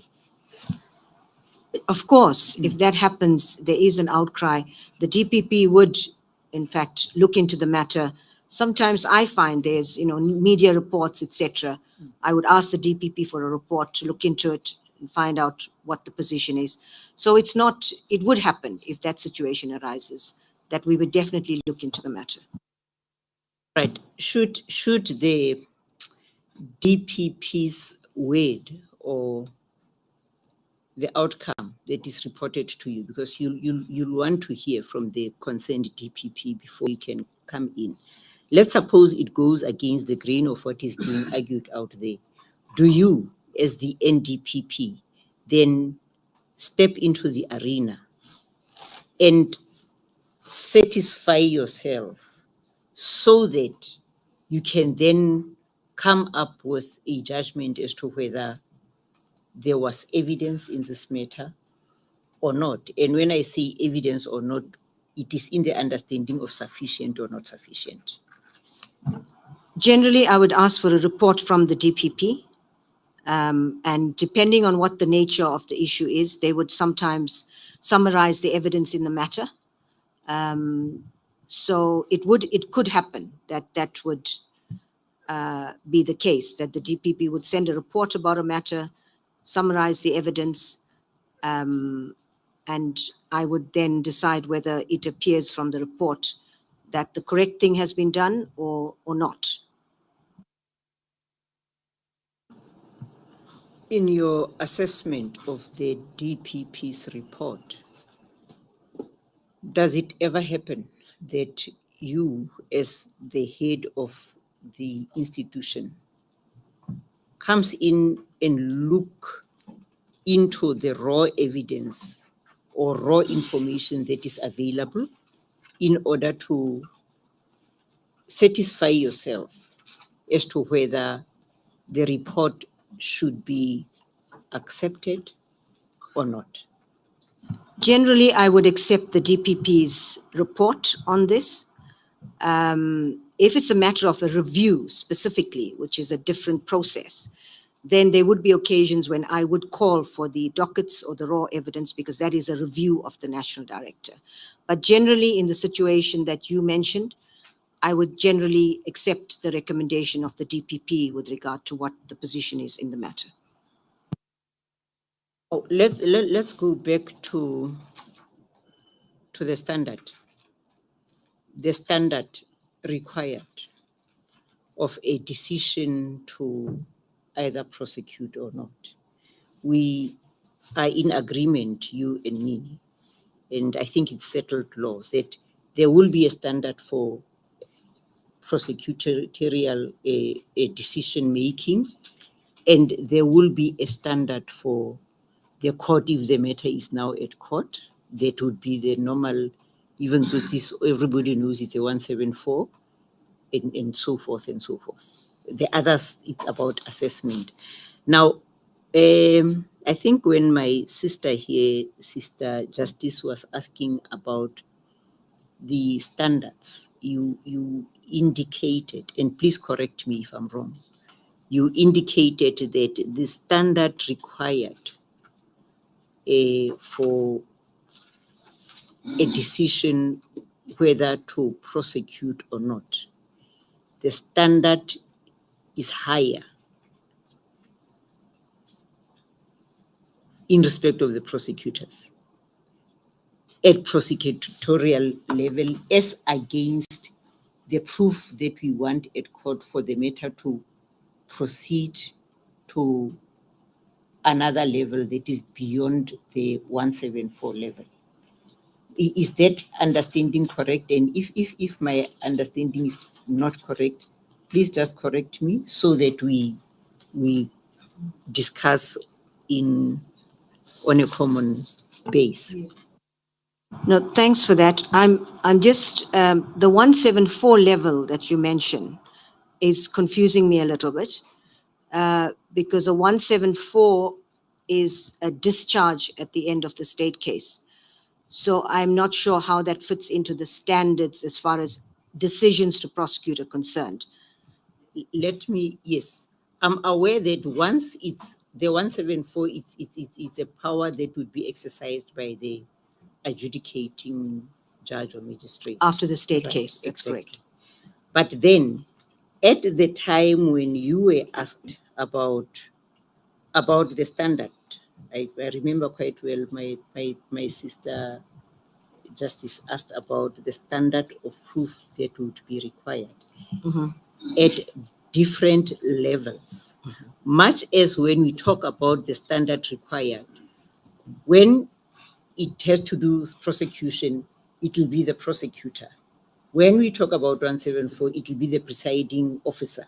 But what we are talking about that standard, it's about evidence. Evidence prior to trial and evidence during trial. And there's a common understanding that the two, they remain evidence, but the only thing is at that time, who is the judge? Now, when it comes to prosecution, the judge there is the prosecutor. The judge that decides as to yes. whether, yes, is judging, isn't it? Decision maker. Exactly. None. Yeah, I say a judge. It's fine, you still judge. The judge to say this thing should go for prosecution or not, right? So here, the purpose of this discussion is just to address this issue of evidence. So I don't think it's necessary for us to pull hairs and say, but this is at court, the prosecutor has nothing to do with it. And then in this case, the prosecutor has something to do with it. We understand the boundaries of each. But then can you maybe just reiterate as to what is the standard of proof required for a matter to progress, to be subjected to prosecution proceedings, to go for prosecution? So as I mentioned earlier, when the chairperson asked the question, a matter may be enrolled if there's prima facie evidence.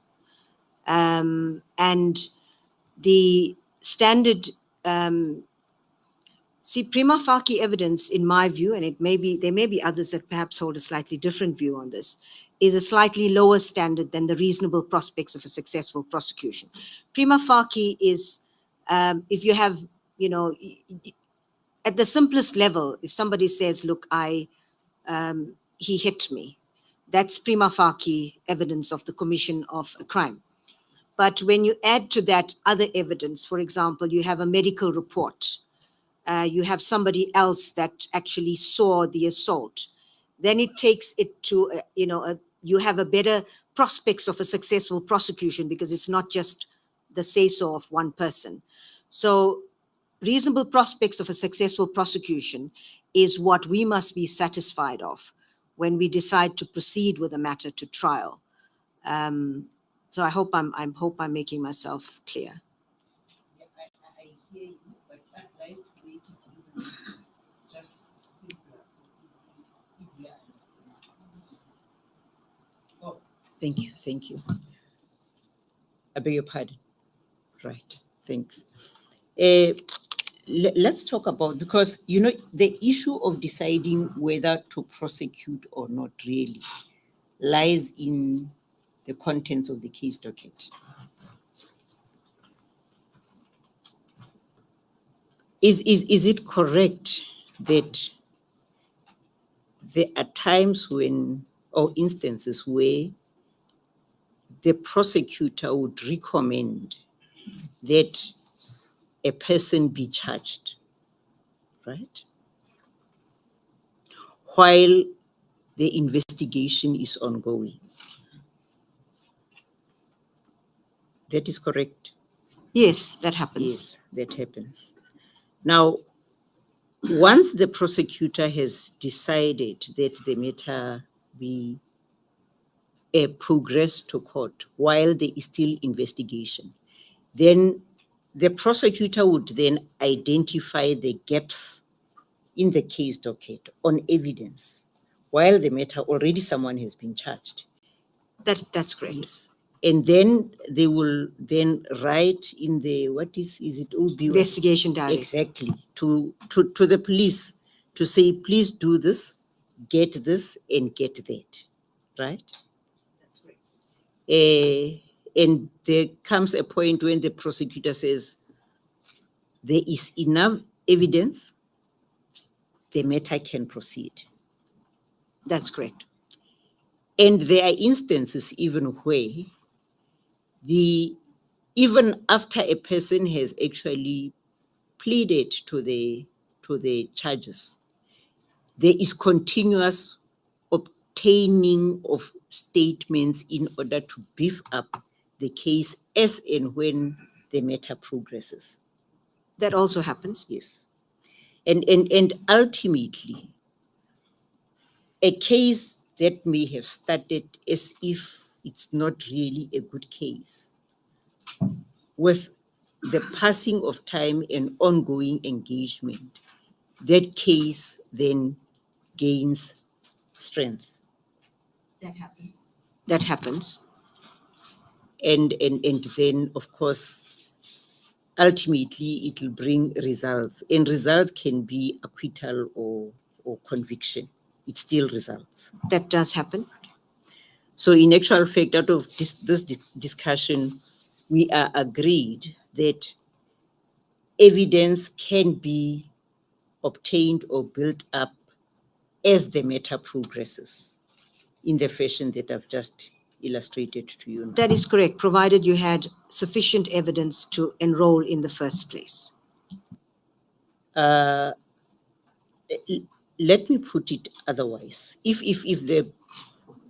in the scenario that I'm painting, a scenario where you continue to obtain statements, get more information, you write to them to say, get a statement of so and so and so and so. If that were not to be done, then that case will almost certainly not be successful in favor of the state. It's very hard to answer in the abstract because each case has got to be decided upon on the evidence that you have. And sometimes, even though you don't have all the evidence that you want, you have sufficient that will meet the standard of a reasonable prospects. So it really depends on, but you must have sufficient evidence that would meet the standards. And you could, of course, get evidence that will strengthen the case beyond that, which is great for the case. But it depends on the circumstances of each case.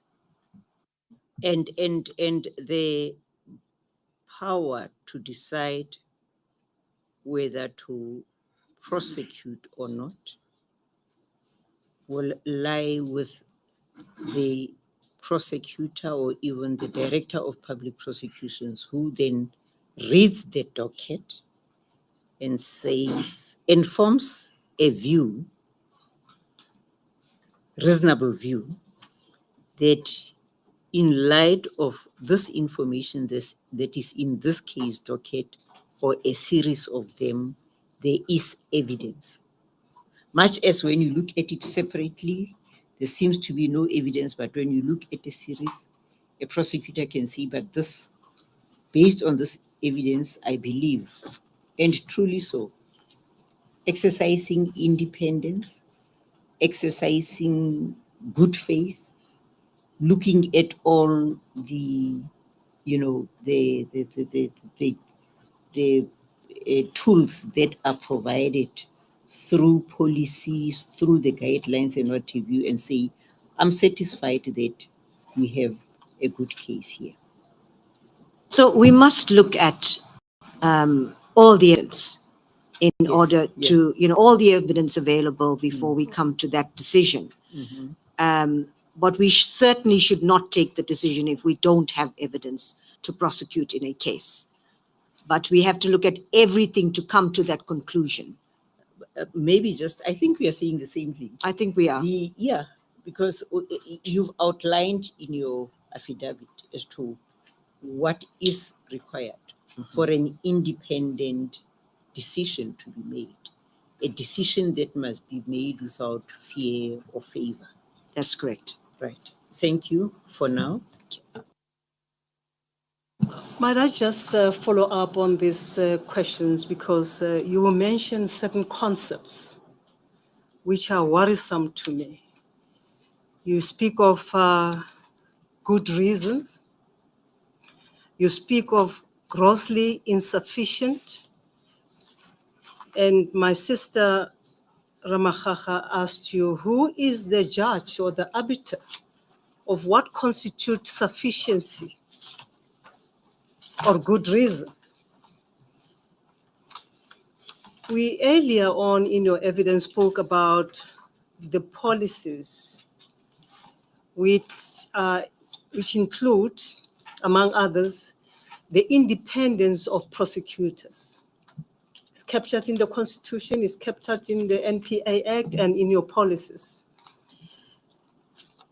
You spoke about impartiality of prosecutors.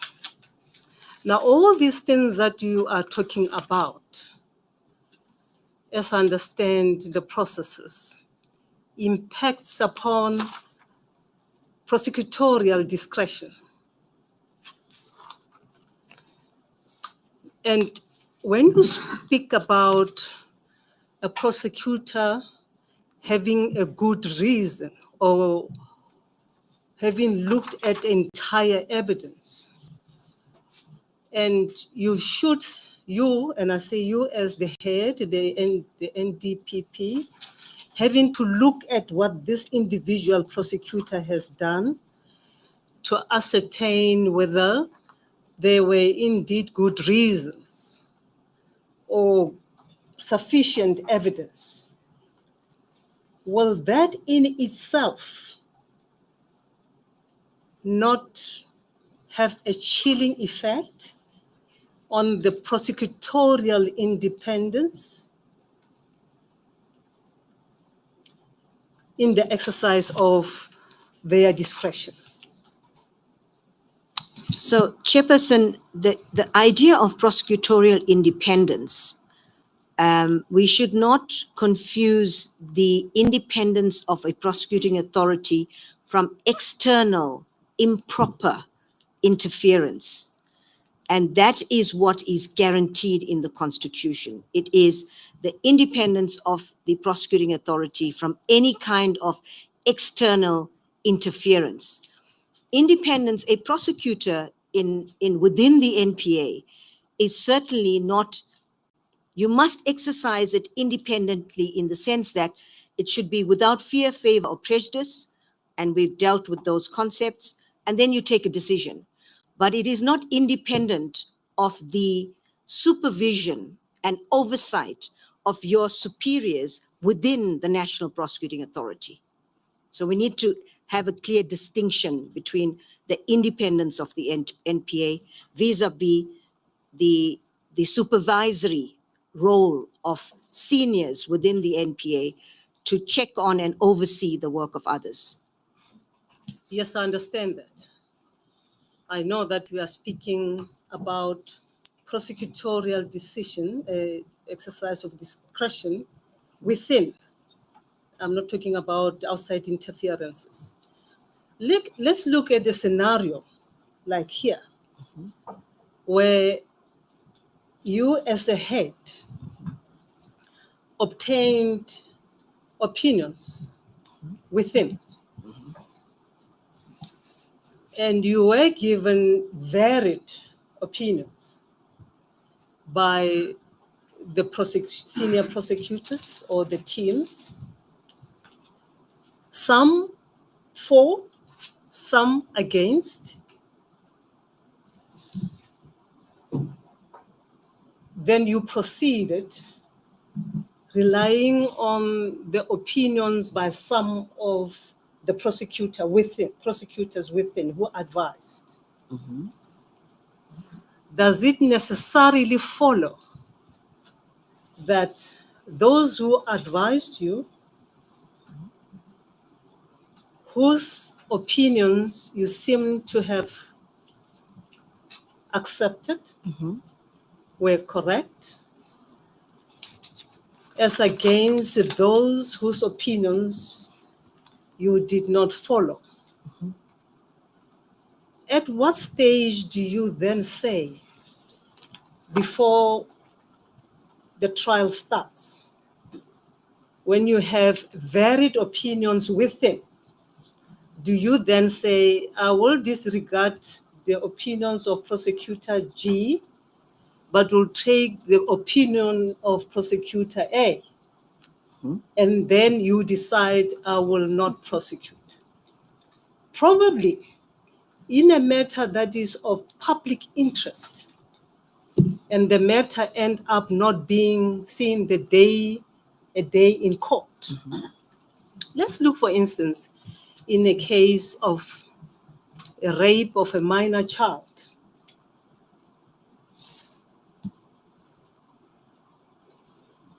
And there is no direct witness. You have a word of probably a mother who was not there as against the word of the accused person. and you have evidence that this child was indeed raped, probably from the mother herself, but not a medical report. The prosecutor then decides, I'm prosecuting this case. The matter goes to court without the medical report, as it happens most of the time. And the medical report is obtained whilst the trial continues. If this prosecutor who has initiated the prosecution decided to prosecute in the absence of the medical report, would you say there was insufficient evidence, so much that you'd say the prosecutor concerned misconducted himself by not obtaining all the evidence? And would you say that prosecution would have been unwarranted?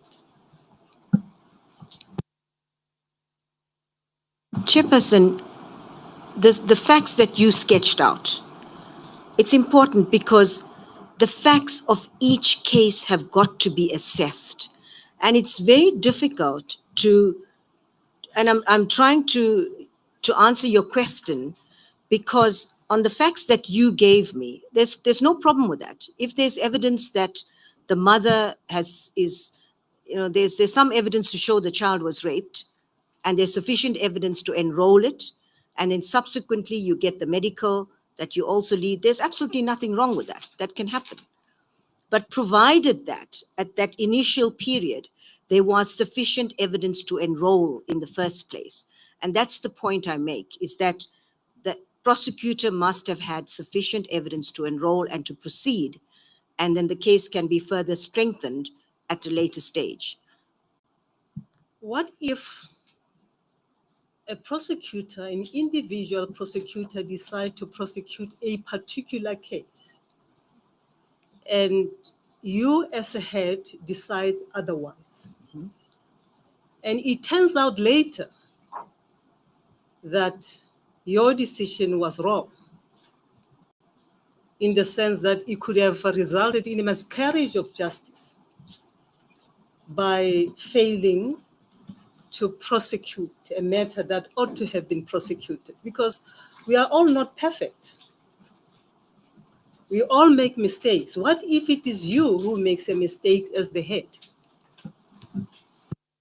Of course, Chairperson, that is also possible. And as I mentioned, I think when I started off my testimony, that there are situations where reasonable minds will differ and you would have a different view of it. But I said this case is not one of those. So I don't want to come to this particular case again, but I agree with you completely. Reasonable minds can differ. You could have slightly different views. But, and as I say to prosecutors, that this can happen and you must never be fearful of taking a decision as long as you can justify it on the basis of what is in front of you. And there may be a slightly different view. We'll understand that. It's not a problem. But if you take a decision where the evidence is at such a low level that you should never have prosecuted in the first place, then of course, you need to answer for something. And if I, as the national director, take a decision where it's a ridiculous decision, there's just no evidence to support my decision, then of course I must be held accountable for that. And if necessary, an inquiry into my fitness to hold office should be held, because I should not make those kinds of decisions. I, as a national director or any prosecutor, must make a decision based on the evidence in front of you. Of course, and I keep saying, on the understanding that reasonable minds could differ, and we can't be dogmatic about this. There are other cases where one prosecutor would have a different view, and I understand that, and I say, look, I can understand, and we take a decision and we move on. But as a national director, I must make sure that when I make a decision, it is based on solid evidence in front of me. And if it's not the case, then I should be held to account. One last question, and if you are not able to answer that, do say so. I'm going to go to this scenario before us. Sure. Bearing in mind that as at the time of this issue arising, there was a public outcry about the happenings in Katumena. It's all there in the record. Sure. So many people were killed. From the record, we are told that a number of police officers were involved. We were told on this record. They were at the scene or were found at the scene. And those murders resulted in a number of dockets or cases or charges, apparently against a number of police officials who were allegedly, and I repeat, who were allegedly involved in the shootings, where civilians ended up losing their lives. Now, in a matter of such public importance, where you have instances of some of the police officers themselves attesting to affidavits implicating some of these officers, will that not constitute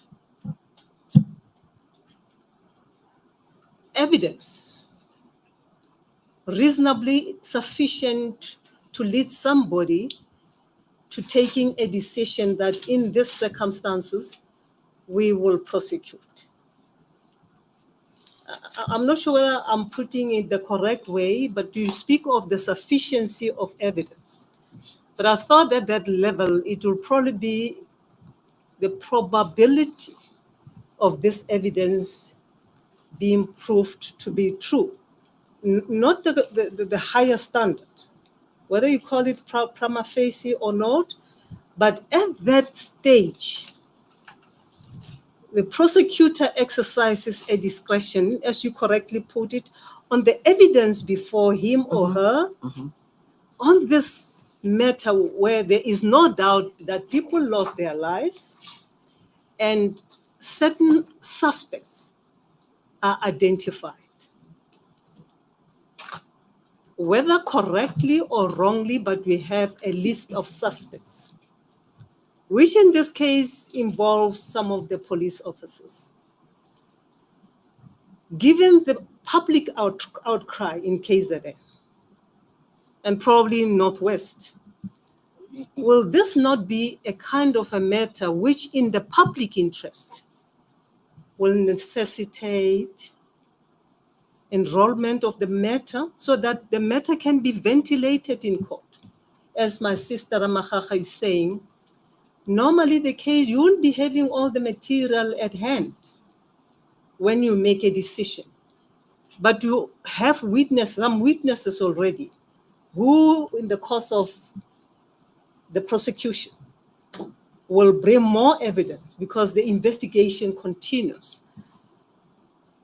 My question is, will it not be in the interest, public interest, to have such a matter being ventilated in court?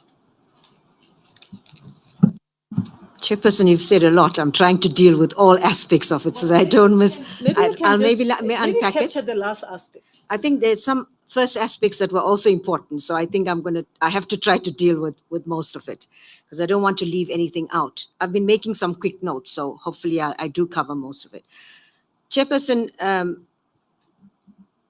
in most of these cases, and let me again say, I was not in South Africa. I was not here at the time. I'm talking about on the basis of what I have been, there's either evidence in dockets or what I've been told, and the evidence leader can consider it and decide whether to bring other evidence to support or to discount what I'm saying, that the police officers were on the scenes because in all of the matters, the accused were suspects in murder matters. And they were, according to the police officers, shot during the course of an operation to arrest them, suspects in murder matters. I stand to be corrected again, and that's why I say it's better to get the evidence from the dockets, that in one of the cases where one of the suspects were killed, there were 5 others on the scene that were arrested for the charges. Might I, if you allow me, caution, because you don't have first-hand facts. You are not here. You were told, as we are all told. So we were told in the form of affidavits, as we are now told in the form of affidavits under oath, some of them. And remember, we are not in court yet. We are at that stage where we are making a determination whether a matter warrants prosecution. And you already at that stage have certain evidential material that may not be conclusive at that stage. It need not be conclusive, I suppose, but you have some evidential material. Say, for instance, if you look at the statement of Colonel Aya,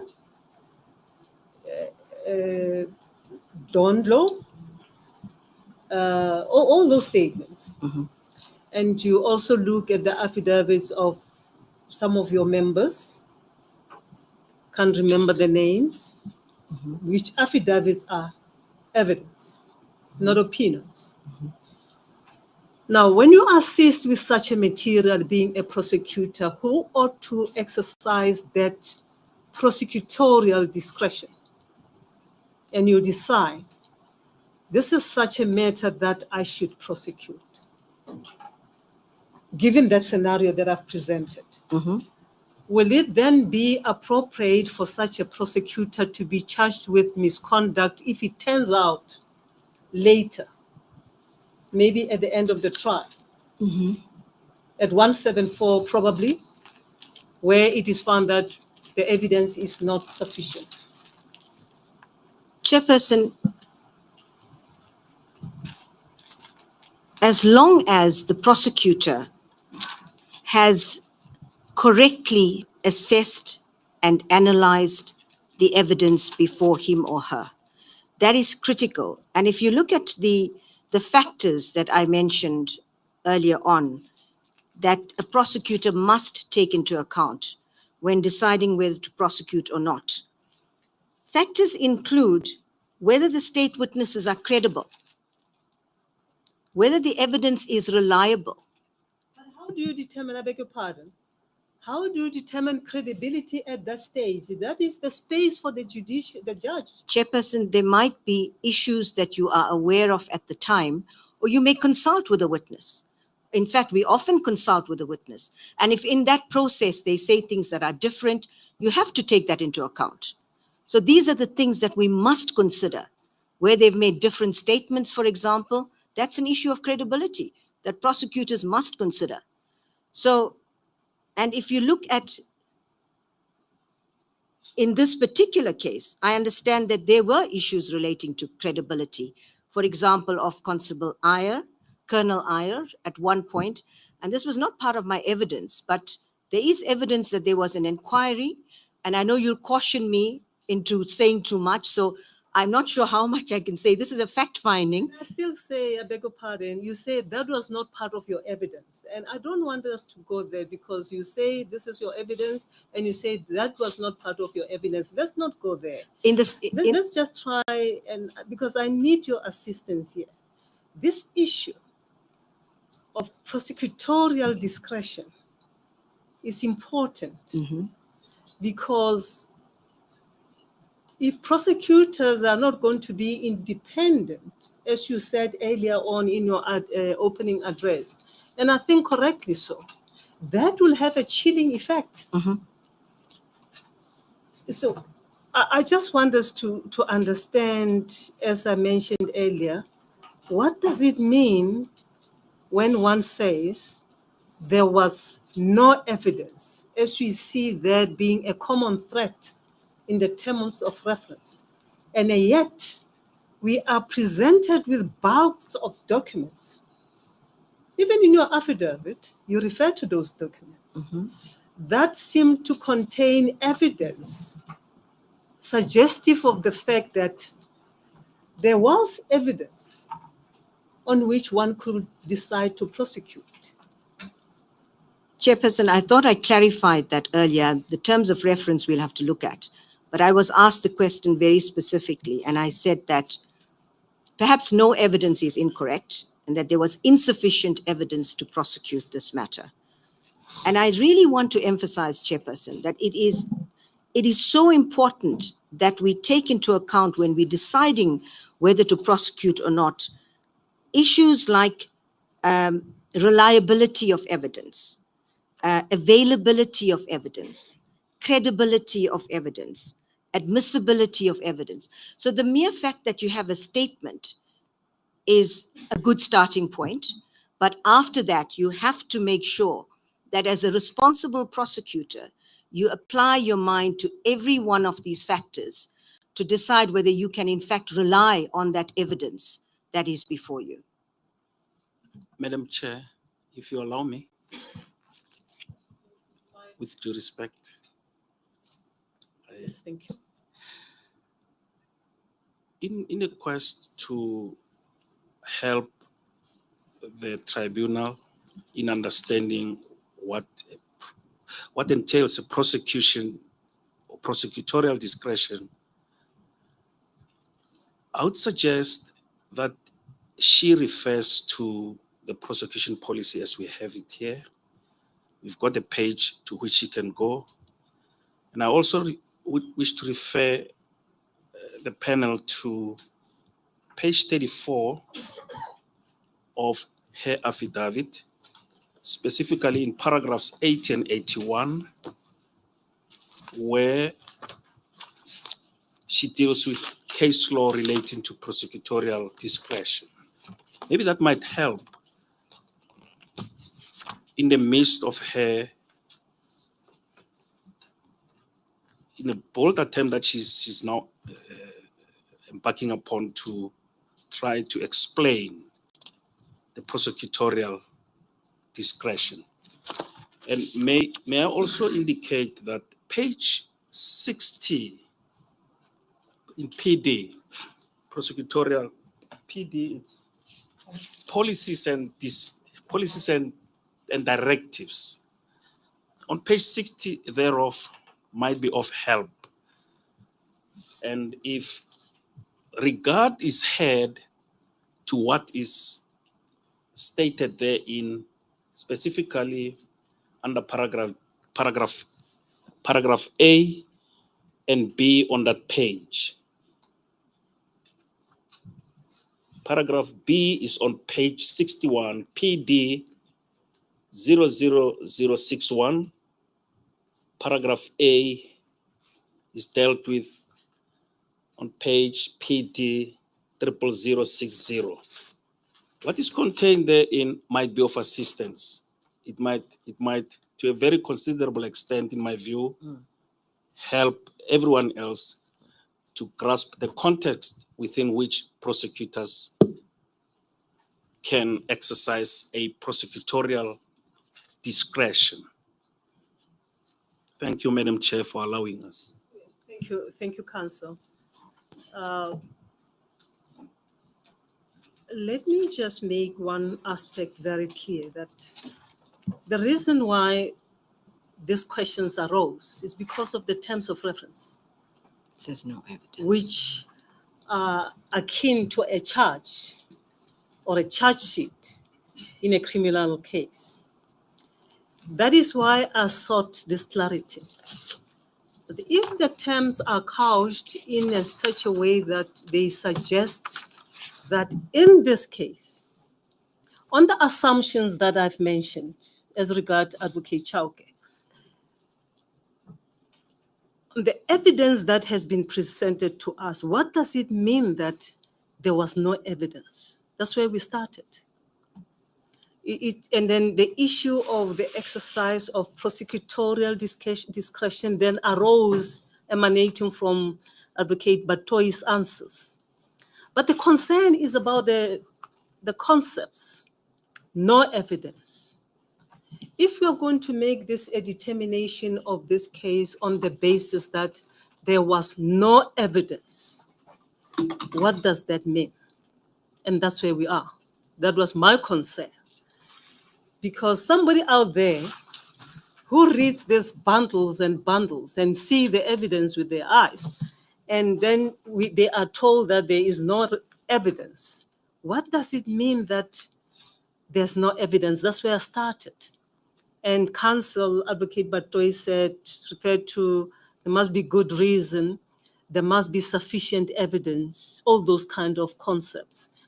But we need to get it clear as to, at that stage, what is the standard applicable? For a prosecutor to say, I am now in a position, independently, impartially, to exercise my discretion without fear, favor, or prejudice to prosecute or not to prosecute. That's where I am. The policies are clear. I wanted to direct my query to the terms of reference. So we can go back to the policies, but I don't think they address this pertinent point that I need clarity on. And Advocate Batoi has given us the answers that she could, I believe, to the best of her ability. And we need not pursue the point. We should accept her answers for what they are. I don't want us to go around circles and go back to the policies. We have read that. I just wanted her to explain in her own words, in her terms, her understanding as the head of the NPA, what it means in this case, that there was no evidence on which, or rather that warranted the behavior or conduct complained against. Chairperson, may I respond briefly to that? Just if I'm understanding the chairperson said that the terms of reference is something that have to be looked at. It says no evidence. And the chairperson refers to lots of evidence that's been presented already. Chairperson,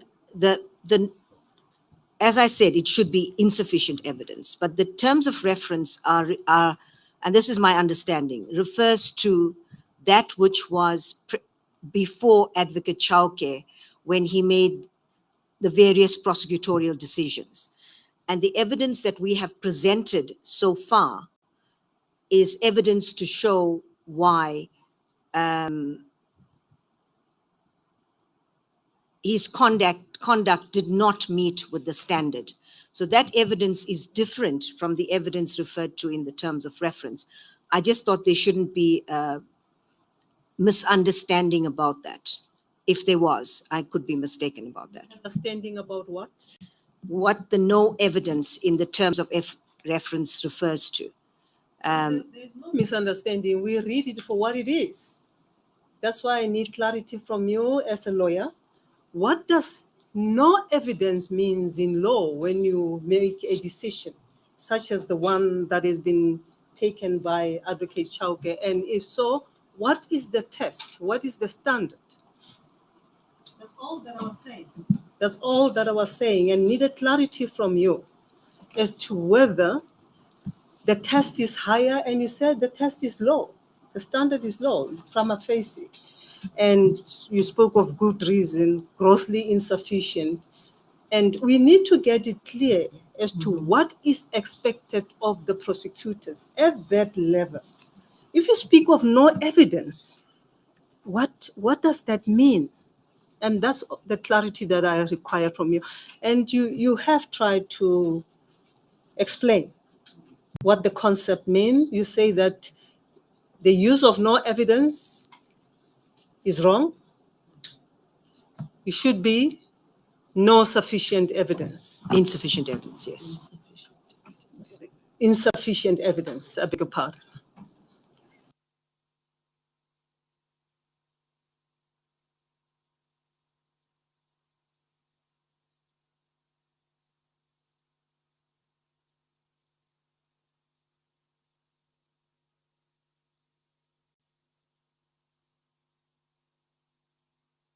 Council, we have gone beyond 4:30, and these are some of the issues that are needed clarity on when we adjourn. And it follows that you have exhausted the Part A as regards the Katomena matter, the Boyson's matter. I would believe so. It has been exhausted. But I suppose if anything comes to mind later, it can be revisited. Indeed, Madam Chair. Just for the structure of our transcription and evidence, it means then you are ready to proceed on the second aspect, the Mdluli matter. Yes, Madam Chair. You will confirm that with us tomorrow morning when we resume. Indeed. Thank you very much, Advocate Batoi, and thank you very much, Council. This is the time to adjourn. We will start again tomorrow at 9 o'clock. Thank you. We adjourn.